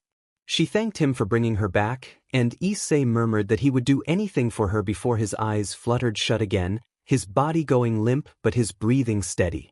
Hades rose, his expression hardening as he addressed Persephone, noting that Issei needed rest after the toll of retrieving her. Persephone nodded, her concern evident as she sensed Issei's strength. In the shadows of the laboratory, Draig's voice rumbled faintly from the boosted gear on Issei's arm, acknowledging the success of their endeavor while expressing concern for Issei's well-being. Far away, in the Lucifer castle, Cerzex paced in his private chamber, his crimson hair disheveled and his composure shattered by the news of Euclid's escape. The timing and precision of the jailbreak suggested a powerful and organized force behind it. As he tried to piece together the events, a magical projection shimmered to life, displaying the faces of summoned leaders. Concern filled Seraphal Leviathan's expression, while Ajuka Beelzebub's gaze was calculating. Michael and Uriel represented the angels, their serene faces betraying hints of worry, and Azazel and Shemhazai joined from Gregori, their usual smugness replaced by grim seriousness. Odin, Yasaka, and Zeus represented their respective pantheons, each radiating authority and unease. Michael initiated the discussion, asking Cersex what he had learned about the jailbreak. Cersex exhaled heavily, revealing that the escape had been executed with incredible precision, breaching the defenses of the prison of the Sea of Flames without triggering alarms. Ajuka expressed disbelief at the flawless execution, while Cersex clarified that Uklid had not orchestrated the escape. He had been taken in a retrieval operation. Azazel leaned forward, narrowing his eyes as he pressed for leads on the perpetrators, but Cersex had none, only frustration at the skill of those who had orchestrated the event. Back in Issei's laboratory, Hades sat silently beside Persephone as she cradled her son's unconscious form. Despite her fragmented memories, she felt a deep instinct to trust the boy who had risked everything to save her. Hades watched them, his thoughts swirling with gratitude and unease. For centuries, he had ruled over death, yet his son had accomplished something he never could, defying the laws of existence to bring Persephone back. As Persephone brushed a strand of hair from Issei's face, she noted how he reminded her of Hades, yet there was something different about him. Hades acknowledged that Issei was not just strong but relentless, which both impressed and terrified him. Persephone, filled with quiet determination, insisted that they must guide Issei, recognizing the potential danger of his strength without direction. Hades remained silent, his expression unreadable as he turned his gaze to the glowing Sephiroth grail. Issei stirred in his sleep, murmuring faintly as the toll of limbo and resurrection weighed heavily on him. Persephone stayed by his side, her hand gently resting on his as she watched him with a mix of curiosity and concern. Though her memories of him were blurry, she felt an inexplicable bond that she knew was real. Hades, pacing nearby, felt unease as he observed the glowing grail and the revitalized Persephone. The miracle was undeniable, yet the price for such a feat loomed over them like an unspoken shadow. Hades expressed his concern about Issei's recklessness in venturing into limbo alone, defying the natural order. He wondered what would happen when the balance demanded a price for such actions. Persephone, glancing at him with narrowed golden eyes, sensed his fear and questioned it. Hades admitted his fear was not for himself but for Issei, acknowledging that power of such magnitude came with consequences. As they spoke, Issei slowly sat up, his movements sluggish but deliberate. His eyes glowed faintly, their intensity undiminished despite his exhaustion. Persephone urged him to rest, but Issei insisted he had rested enough. He swung his legs over the edge of the cot and planted his feet firmly on the ground, refusing to show any weakness despite his trembling body. Hades, arms folded and expression unreadable, questioned how Issei had survived limbo and retrieved a soul from it. Issei, with a faint but defiant smirk, claimed he was not bound by the same rules as Hades. Persephone placed a hand on Issei's arm, expressing her concern for the risk he took to bring her back. Issei simply stated that he did it because he could and because she deserved another chance. Though she was momentarily speechless, she nodded in understanding, her grip on his arm tightening briefly before she let go. Their moment of quiet was interrupted by a sharp chime from Issei's console. He rose more fluidly now and approached the glowing interface, where a holographic projection of Tobio's face flickered to life. Tobio reported an urgent problem. Cersex had mobilized and called a summit with other leaders, connecting the dots regarding the jailbreak of Uklid. Issei's eyes narrowed as he tapped rhythmically against the console, inquiring about how much they knew. Tobio informed him that while they did not yet know his identity, they were getting close. Issei, unfazed, expressed confidence that by the time they figured it out, he would be too far ahead for them to stop him. Persephone stepped closer, concerned about his plans. Issei revealed his intention to fix the broken world, stating that the supernatural factions and their constant infighting had had their time. Hades interjected, questioning whether Issei believed he could accomplish this alone, pointing out that he had made enemies of every major faction. Issei dismissed the concern, asserting that the factions would never truly unite due to their pride and rivalries, and he had prepared for any eventuality. Despite his unwavering confidence, Persephone's worry deepened as she cautioned him about pushing himself too far. Issei interrupted her, firmly stating that he had not risked everything to back down now. He was determined to deal with any threats that came his way, but for now he had work to do. Meanwhile, in the meeting chambers of the supernatural leaders, tensions ran high. Surzex stood at the head of the room, his crimson aura radiating authority as he addressed the gathered figures. He emphasized that the jailbreak was not just a random act but part of a larger, calculated plan. Azazel expressed frustration over their inability to identify the culprit, while Odin pondered whether they had the strength to confront someone who had already outmaneuvered them. Zeus insisted that strength mattered only if they acted together, while Seraphal cautioned against reckless action that could push their adversary further into hiding. Surzex concluded that they should start with the energy signature to track down the culprit.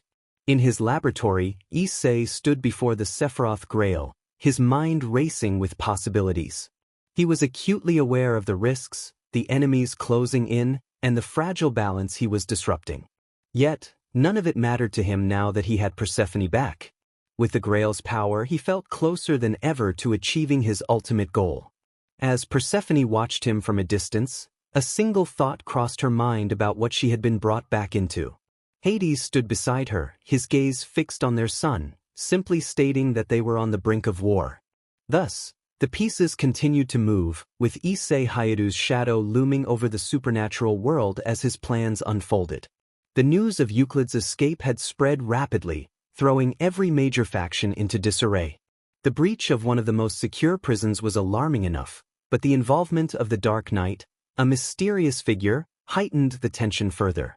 Search efforts were relentless, with agents scouring every realm for any trace of Euclid or his enigmatic liberator. In the Greek underworld, Hades stood in his private chamber, the flickering torchlight casting long shadows across the ornate walls.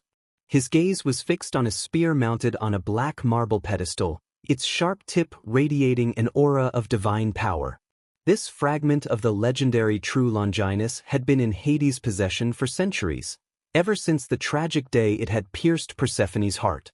The memories of that moment haunted him still, the image of her lifeless body burned into his mind. For all his power as the god of the dead, he had been unable to save her, until now. Hades reached out, his skeletal fingers hovering over the spears. Its divine energy thrummed faintly, a reminder of its destructive potential. He had kept the powerful artifact hidden for many years, cautious of its potential falling into the wrong hands. However, as he thought of Issei, his son who had defied the odds to bring Persephone back, he found himself making a decision he never thought he would. Hades felt a mix of frustration and admiration for Issei's reckless nature, recognizing that he was the only one capable of carrying out what needed to be done. With a flick of his hand, the spear lifted from its pedestal, floating gently toward him. The faint glow of its divine energy illuminated his somber expression. Hades understood that if Issei was to succeed in his ambitions, he would need more than just the Grail. This weapon could tip the balance in his favor. Meanwhile, in Issei's laboratory, the young man stood before a mirror, adjusting his collar. His usual dark and utilitarian attire had been replaced with something more formal, a tailored suit in deep crimson that matched the gleam of his dark eyes. Today was not just another day of plotting and preparation, it was a day for a date. Draeg's voice rumbled from the boosted gear, expressing surprise at Issei's choice to prioritize a date over his grand plans. Issei smirked faintly as he adjusted his cufflinks, revealing that the lucky lady was Gondel, someone he felt he owed a great deal to and wanted to show appreciation for. Draeg approved of Gondel, noting her strength, wisdom, and sharpness. Issei clarified that it was not about romance but respect, as Gondel had been a staunch ally, and he liked to keep those who mattered close. Draeg reminded him that the world was still hunting for him and Euclid, and that one misstep could be disastrous. Issei was aware of the risks and was determined to make every move count, confident that they would find nothing but shadows in their pursuit. Satisfied with his appearance, Issei stepped away from the mirror, grabbing a black coat to complete his look. He activated a rune on his wrist, summoning a dimensional portal that shimmered with faint blue light. After the date, he planned to head to the dimensional gap, as his organization was finally complete, and it was time to put it to use.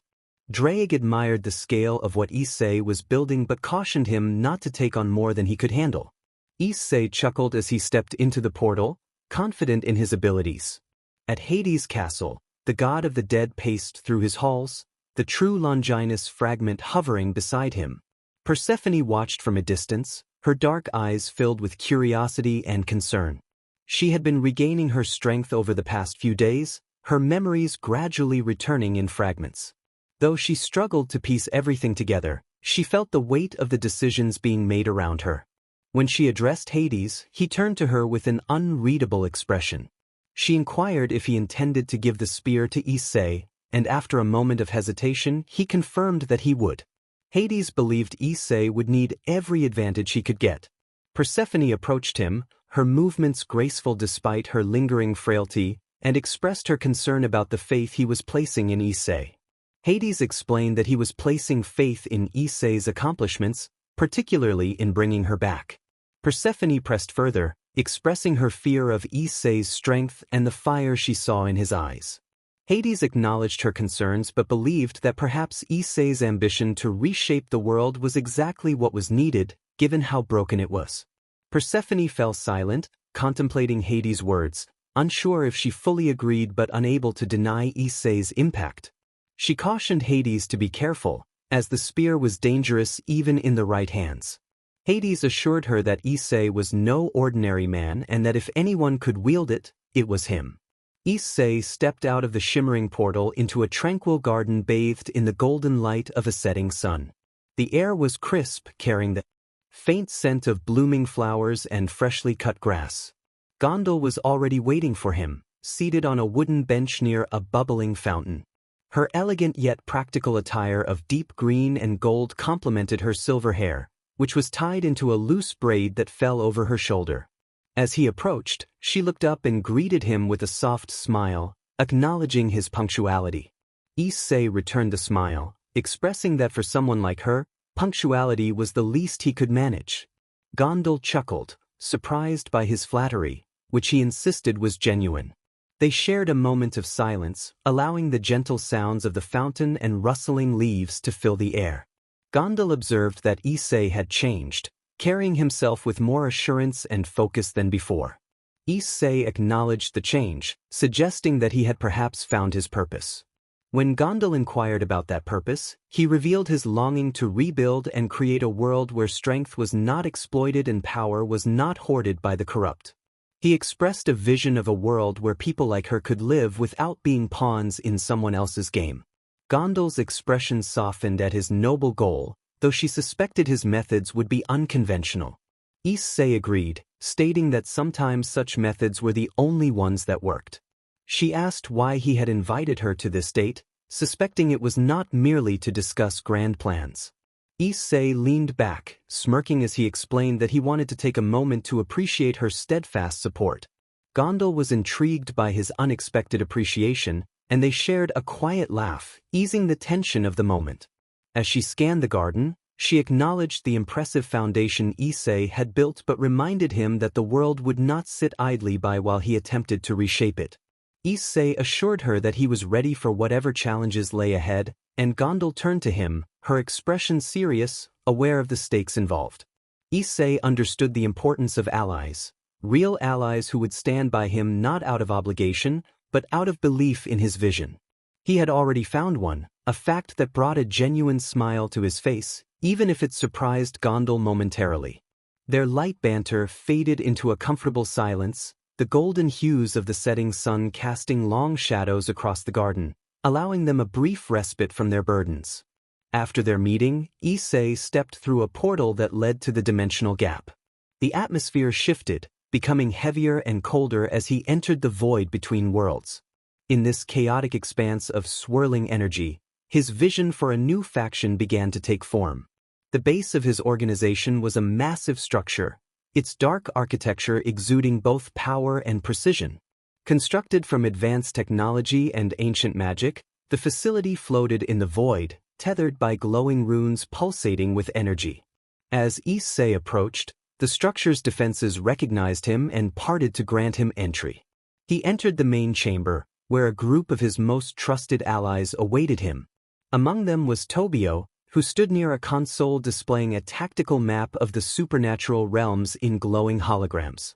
Tobio noted Issei's tardiness with a teasing remark, which drew surprised looks from the others. Issei, unfazed, surveyed the room, taking in the faces of his assembled allies. Each individual represented a unique strength, a crucial piece of the puzzle he was assembling. He requested a status report, and Tobio stepped forward, gesturing to the holographic map.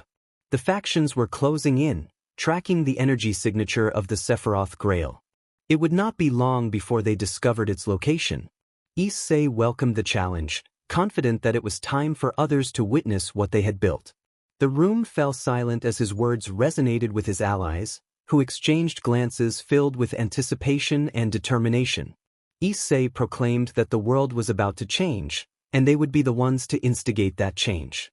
Standing at the center of the main chamber, Issei felt the hum of machinery and the faint glow of magical runes around him, creating an atmosphere charged with purpose.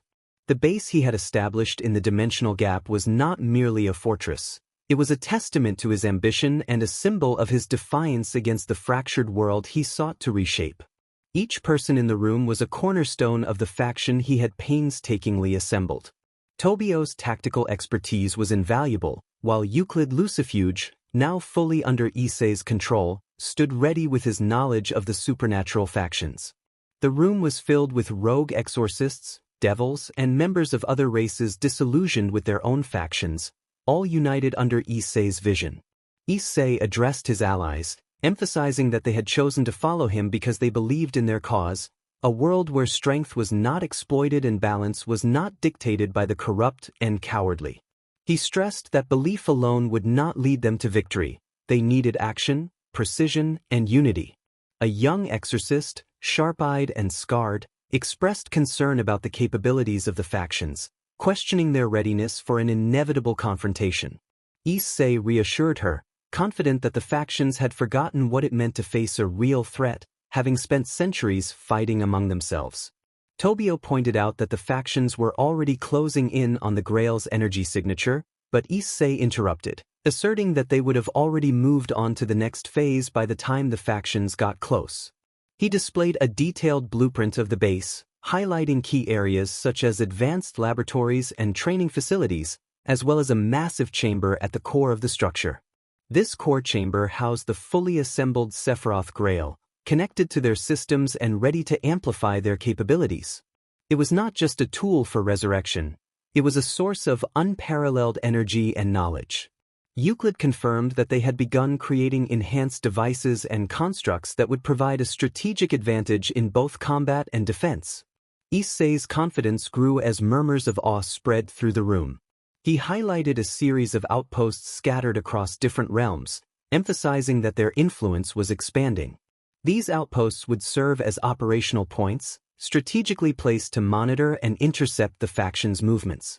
The young exorcist raised concerns about a direct attack on the base, questioning their ability to withstand a full-scale assault.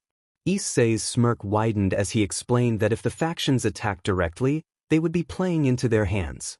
The base was designed as a trap, with every corridor and chamber intended to funnel attackers into choke points where their numbers would be rendered meaningless. Tobio expressed caution regarding powerful commanders like Surzex, Azazel, and Odin, but Issei remained confident. He believed their egos would prevent them from acting in unison, allowing Issei and his allies to outmaneuver them before they could make a decision. His conviction silenced any further doubts, and the room fell into a tense but determined quiet as his allies absorbed the full scope of his plans. Issei concluded, ready to lead them into the next phase of their ambitious undertaking. The next phase of their plan was underway. Tobio was tasked with positioning their scouts at all outposts, while Euclid was to finalize the constructs and prepare them for deployment. The rest of the team was instructed to prepare for any contingencies, as the factions were closely observing their movements. It was only a matter of time before they would act. As his allies dispersed to carry out their tasks, Issei remained in the center of the room, his gaze fixed on the glowing grail within its containment chamber. Drake's voice resonated from the boosted gear, acknowledging Issei's journey thus far but warning him of the dangers ahead. Issei's determination shone through as he expressed his readiness for the challenges to come. Standing before the core chamber of his base, Issei felt the pulsating energy of the Sephiroth Grail. His faction was prepared, and it was time to take the initiative. He had no intention of waiting for the other factions to find him. Instead, he would strike first, showcasing the strength of his organization and sending a clear message to the supernatural world. Tobio entered the room, holding a holographic tablet that displayed tactical data. He approached Issei with a calm yet focused demeanor, informing him that their scouts had identified a target, a lightly guarded Gregori outpost near the border of the dimensional gap, which served as a critical supply node for their operations. Issei's eyes gleamed with approval as he considered the information. A small strike would be sufficient to disrupt their logistics and force them to divert their resources.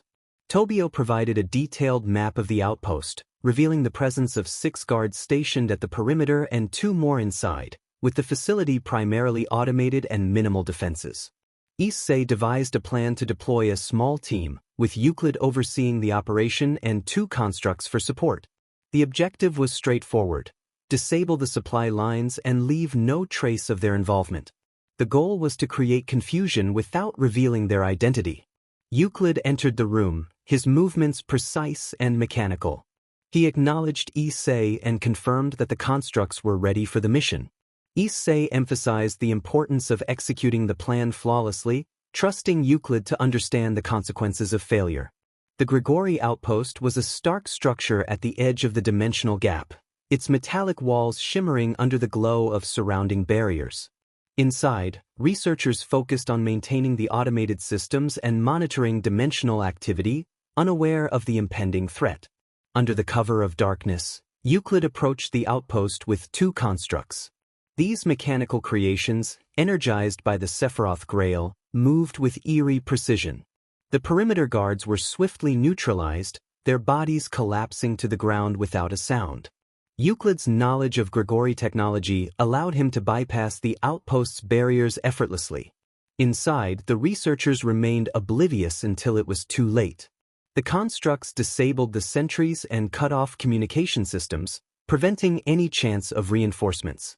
Euclid entered the main control room, scanning the monitors and consoles before commanding the extraction of data. The constructs worked quickly, uploading the outpost's information into portable drives and planting magical disruption devices throughout the facility. Within minutes, the operation was complete. Euclid signaled for the team to retreat, leaving only a faint trace of magical interference as evidence of their presence. Back at the base, Issei observed the uploaded data from the Gregori outpost. The holographic map expanded, revealing new insights into the faction's supply lines and logistical operations. He commended Euclid for executing the mission flawlessly, while Tobio noted that this disruption would only temporarily throw the Gregori off balance. They needed to maintain pressure. Issei contemplated their next move, aware that every response from the Gregori would reveal more about their vulnerabilities. A rogue exorcist expressed curiosity about the next target, and Issei smiled, indicating that this was just the beginning. The next strike would occur where they least expected it, and for now, they would observe the chaos unfold. As anticipation filled the room, Issei turned his attention back to the holographic map. The pieces were aligning, and the supernatural world was beginning to feel the weight of his presence. Drake's voice echoed with amusement, acknowledging that Issei had started a war. Issei's confidence grew, knowing that it was not truly a war if the enemy did not even know who they were fighting. In the central chamber of his base, Issei's crimson eyes glowed faintly in the dim light. The holographic map of the supernatural realms flickered before him, highlighting the Yukai faction's stronghold in Kyoto. He finalized the details of his next strike, determined that the Yukai faction would pay for their betrayal. Memories flooded back to him, particularly of Kyoto, the hero faction's attack, Yasaka's glare, and the humiliation he felt at the hands of Max. The recollection of past events fueled his resolve. The hero faction's coordinated strike had left Kyoto vulnerable, and Issei had seen an opportunity to aid the faction while proving himself as a tactician. The journey to Kyoto had been uneventful, but the memories of that time lingered, igniting a fire within him. Now, He was prepared to take action and ensure that the Yukai faction would not escape the consequences of their betrayal. She approached the situation as if it were a grand adventure, unaware of the seriousness of the crisis unfolding around her. Upon their arrival, Issei quickly began to analyze the circumstances. He observed the tactics of the hero faction, identifying their strengths and weaknesses, and swiftly devised a plan to counter their moves. His strategy was precise and efficient, leaving no room for error. Meanwhile, Max had overheard Issei's plan and, with his usual smug arrogance, presented it to the others as if it were his own. The Yukai elders, desperate and impressed by what they perceived as a brilliant strategy, showered Max with compliments. The girls, swayed by his charm, looked at him with admiration. Issei, however, watched in silence, his expression a mask of disdain as he witnessed his carefully crafted plan being stolen right before his eyes. Max turned to Issei with a sickeningly innocent smile, feigning ignorance about the situation. Issei clicked his tongue in annoyance, narrowing his crimson eyes and forcing himself to look away. The battle against the hero faction had been brutal. Their power and coordination were undeniable, quickly overwhelming the defenders of Kyoto. Yasaka had been captured, her life force in peril as she lay unconscious. Just in time, Issei arrived to turn the tide, his fury driving him to dismantle the hero faction's forces with ruthless precision. Cao Cao, Jean, Heracles, and the others were forced to retreat, their arrogance shattered as they fled in defeat. As the dust settled, Issei focused on Yasaka, who remained unconscious and dangerously weakened. He approached her carefully, his hands glowing with the soft light of a healing spell, ready to stabilize her condition. Before he could act, however, a force slammed into his side, sending him skidding across the ground. Max stood over Yasaka, his face a picture of false indignation, demanding that Issei not touch her. Issei, rising to his feet, questioned Max's actions, insisting that he was trying to heal Yasaka. As the others began to regain consciousness, Max wasted no time spinning a web of lies that painted Issei as a predator attempting to take advantage of Yasaka's vulnerability. He twisted the narrative, claiming victory as his own and positioning himself as the hero who had saved Yasaka and driven the enemy away. Yasaka's golden eyes, once warm and kind, now glared at Issei with cold fury. She commanded him to leave, threatening him with dire consequences if he ever came near her or Kyoto again. Issei's fists clenched at his sides, his body trembling with barely contained rage. His vision blurred as his fury threatened to overwhelm him, the darkness of the juggernaut drive clawing at the edges of his mind. Drake's calm but firm voice echoed in his head, urging him not to act on his anger. Taking a shaky breath, Issei forced himself to calm down, looking at Yasaka one last time, his crimson eyes blazing with anger and hurt. Without another word, he activated a magic circle and left Kyoto behind. Back in the dimensional gap, Issei shook his head, clearing the memories from his mind. The betrayal and humiliation still burned within him, but they no longer consumed him. Instead, they fueled his resolve. He turned to Tobio, who stood nearby, observing him with quiet curiosity. Issei expressed his intention to start with Kyoto, declaring that the Yukai faction had made their choice when they turned on him, and it was time for them to face the consequences. Tobio nodded, his expression serious, inquiring about the plan. Issei's smirk returned, a dangerous gleam in his eyes as he revealed his intention to dismantle the Yukai faction from within, ensuring that there would be no Max to steal the credit this time. The serene beauty of Kyoto's streets was shattered by the deafening roar of mechanical dragons piercing the night sky. Their sleek, obsidian forms glowed with crimson energy, moving with precision and devastating efficiency. The once peaceful city transformed into a battlefield as these monstrous constructs unleashed destruction upon the unsuspecting Yukai forces. Standing atop one of the tallest pagodas, Issei observed the chaos below. His crimson eyes glowed faintly, a stark contrast to his flowing red hair, marking his transformation into the Dark Knight persona. Gone was the boy who had been humiliated and cast aside. In his place stood a force of destruction, commanding an army unlike anything the supernatural world had ever faced. In his hand, The blade gravestone pulsed with dark energy, perfectly matching the unrelenting rage burning within him. He muttered to himself that they would regret ever crossing him. The Yukai faction had barely begun to react to the invasion. The dragons struck with merciless efficiency, tearing through defenses while their energy blasts reduced buildings to rubble. Yasaka's forces scrambled to regroup, but the assault was unlike anything they had ever faced. At the front lines, Issei moved like a specter of death, effortlessly cutting down enemies. Each swing of gravestone disintegrated those who dared oppose him, leaving only ash in his wake. One of Yasaka's generals, a fox Yukai with silver fur and sharp eyes, charged at Issei with a blade of pure energy, vowing that he would pay for his actions. Issei did not flinch. With a single upward slash, gravestone met the general's blade, shattering it effortlessly.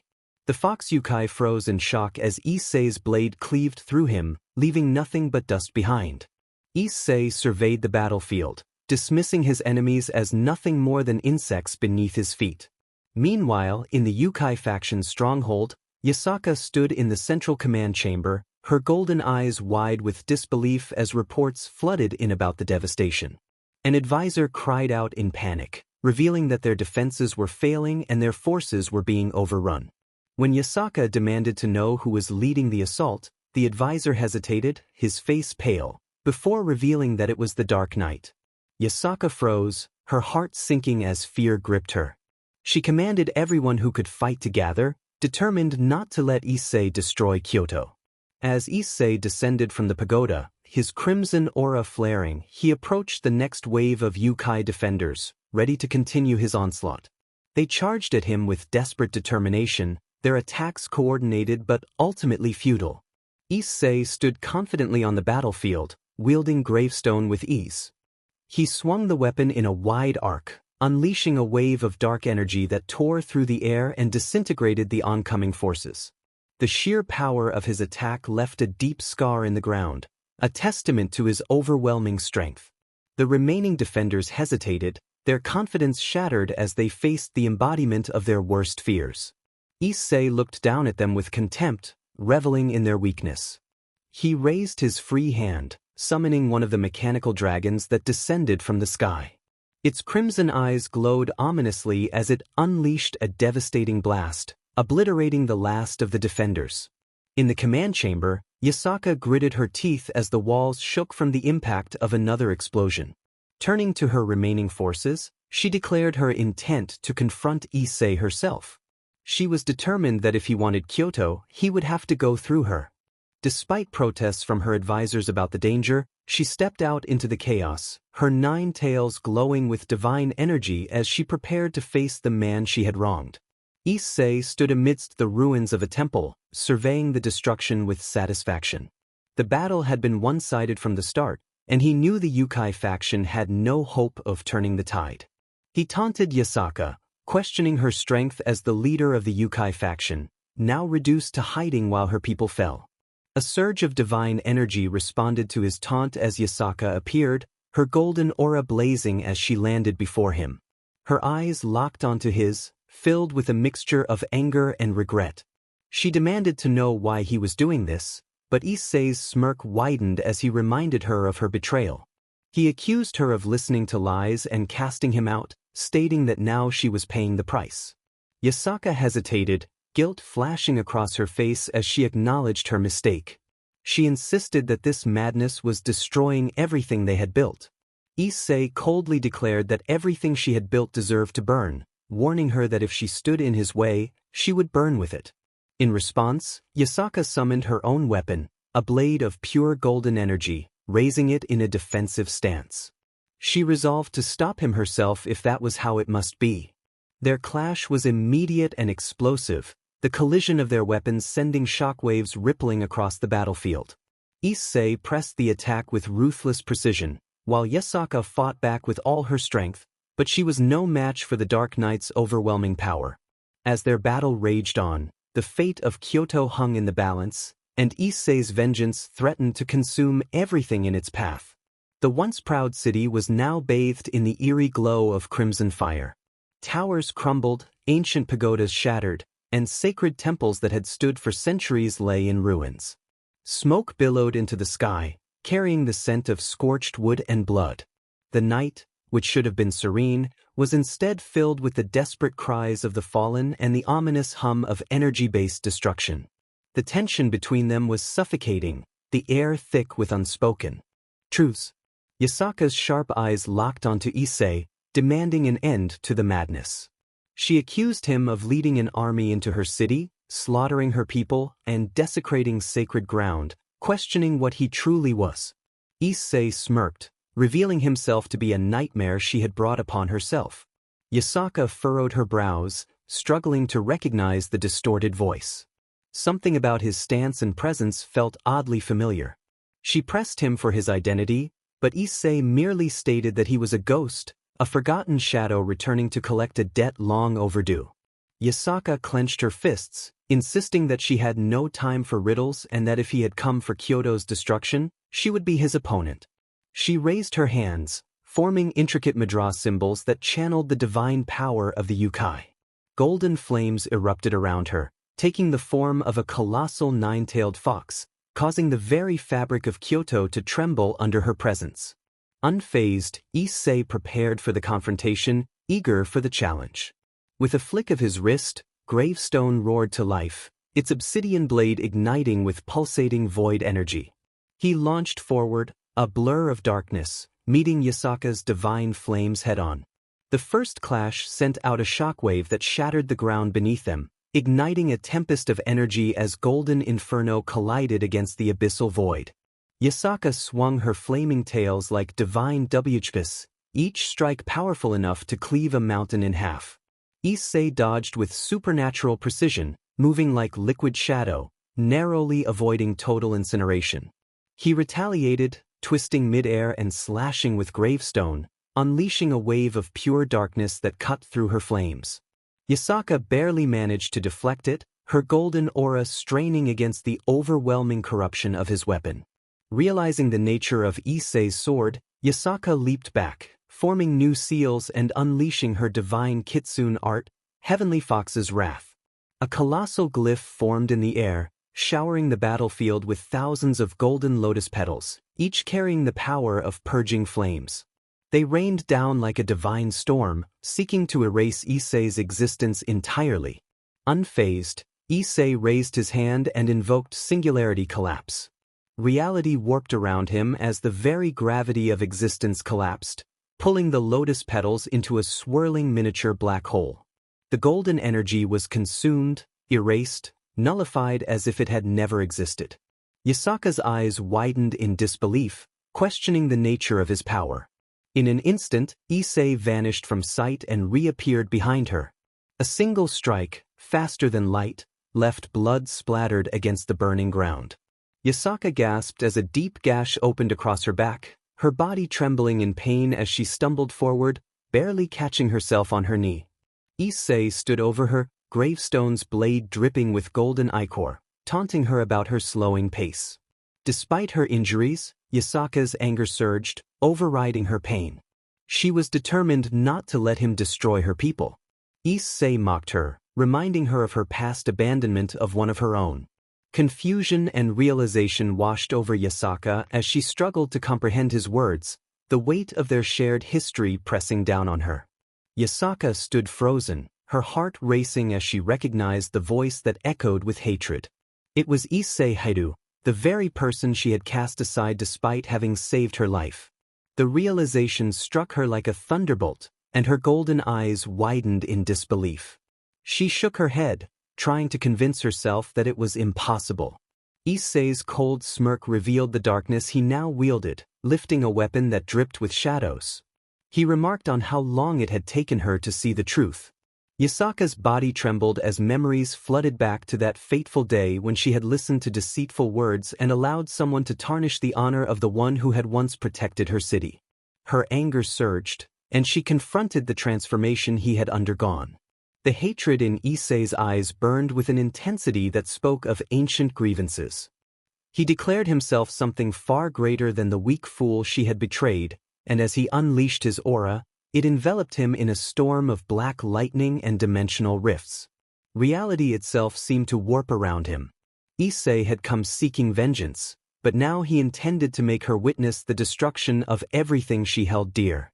Yasaka's hands shook as she realized the gravity of the situation. This battle, this war, she had already lost. The air crackled with tension, and in the distance, Kyoto burned, reduced to a battlefield of broken dreams and shattered alliances. Kneeling on the fractured ground, Yasaka clutched her side, her golden blood staining the rubble beneath her. The revelation of Issei's identity had shaken her to her core. The Dark Knight, the one who had brought Kyoto to its knees, was the same boy she had wronged long ago.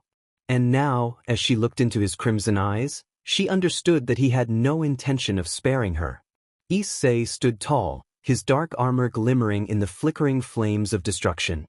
He tilted his head slightly, seemingly amused by the horror etched on her face. With a dangerously low voice, he remarked that now that she knew who he was, he could not simply let her walk away. Yasaka's hands clenched into fists as she attempted to speak, but he interrupted her, expressing his disinterest in apologies. The raw malice radiating from him was palpable, a tempest of betrayal and rage that had festered for far too long. To her confusion, he reached into his coat and pulled out a sleek, futuristic device, black and silver with red accents, a morpher. Yasaka narrowed her eyes, questioning what it was. Issei twirled the device in his hand, savoring the moment before he snapped it open and declared his intent with a sense of childlike excitement. The tension in the air thickened as the battle loomed closer, and Yasaka braced herself for the storm that was about to unfold. The moment the words left his lips, the morpher's sirens blared, an electronic alert that resonated across the battlefield. In an instant, a torrent of red light engulfed Issei's body, swirling like a miniature supernova. The energy erupted outward, sending a shockwave that rippled through the burning city. Yasaka shielded her eyes, and when she looked again, she froze. Standing before her in full crimson armor was the Red Ranger of Space Patrol Delta, SPD. The sleek, high-tech suit gleamed under the city's dying flames, the number 1 emblazoned boldly across his chest. The SPD badge shimmered on his shoulder, a symbol of law and judgment. His visor, black and unyielding, concealed his face, but she could sense a smirk beneath it. Issei rolled his shoulders, testing the suit's functionality. His voice, now slightly modulated, carried an undeniable sense of power. Yasaka could only stare in disbelief, struggling to comprehend what she was witnessing. Issei tilted his head, as if mocking her ignorance, and remarked on the changes he had undergone. With a swift motion, he summoned the Delta Blaster into his hand, a futuristic firearm pulsing with pure law enforcement energy. He reflected on his past mistakes but asserted that justice still existed. Aiming directly at her heart, he prepared to deliver it. Yasaka gritted her teeth, pushing herself up despite her wounds, and questioned his definition of justice, accusing him of destroying her city and slaughtering her people. Unwavering, reminded her that justice was relative and that she had been the first to pass judgment on him. He pulled the trigger, and a red energy blast erupted from the blaster, tearing through the air like a meteor. Yasaka barely had time to react, twisting midair to dodge the shot as it obliterated the ground where she had stood. The sheer force of the blast sent her crashing through a nearby stone pillar. Struggling to regain her footing, she realized that his power was unlike anything she had encountered before. Issei rushed forward, moving faster than she had ever seen him. The SPD suit amplified his agility, precision, and reaction speed beyond human limits, transforming him into an entirely different kind of fighter. Before she could even react, he was already in front of her, delivering a brutal roundhouse kick that sent her skidding across the battlefield, her body leaving a deep trench in the shattered ground. Without giving her a moment to recover, he pursued her in a blur of motion. Yasaka forced herself to retaliate, unleashing a torrent of foxfire, golden flames seeking to consume him. However, Issei barely moved, firing shots at the foxfire and destroying them in midair. Her eyes widened in horror as she realized the extent of his power. Suddenly, he vanished from sight, and a crushing axe kick smashed into her shoulder, sending her cratering into the ground below. Coughing and racked with pain, her vision blurred as she tried to stand. Above her, the SPD Red Ranger loomed, the Delta Blaster now in judgment mode and charging up. He declared that this was where it would end for her.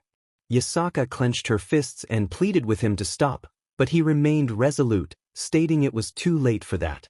The Delta Blaster reached full charge, and she felt a surge of desperation. Determined to fight back, she summoned every ounce of strength she had left and unleashed one final all-or-nothing attack, invoking the divine Kitsune art, Nine Tails Cataclysm. A golden explosion of celestial fire erupted from her body, shaking the entire battlefield. Issei raised his arm, bracing himself as the energy engulfed him whole. The explosion rocked the city, and when the dust settled, he stood completely unharmed. Yasaka fell to her knees, exhausted and defeated, with nothing left to give. The Red Ranger stepped forward, lifting the blaster one last time. He murmured that this was justice and that judgment had been passed. He pulled the trigger, and a final red beam roared toward her, striking with merciless precision. Her body convulsed as the raw SPD energy tore through her defenses, sending her crashing into the ruins of Kyoto's temples. The once proud queen of the Yukai lay in a shattered heap, golden blood staining the rubble beneath her. Her breathing was ragged, and she trembled from the shock and pain coursing through her veins. For the first time in centuries, she felt powerless. A figure slowly approached, his crimson armor gleaming under the flickering remnants of Kyoto's dying flames. Issei strode forward with an eerie calmness, his boots echoing against the broken stone beneath them. His visored gaze locked onto Yasaka's crumpled form, watching as she struggled to push herself up. Then he chuckled, a slow, mocking sound that sent a wave of anger and dread coursing through her. He remarked on her fall from grace, questioning whether this was truly the great Yasaka, the revered queen of Kyoto and the mighty leader of the Yukai. Yasaka's golden eyes burned with fury as she forced herself to sit up, gritting her teeth against the pain.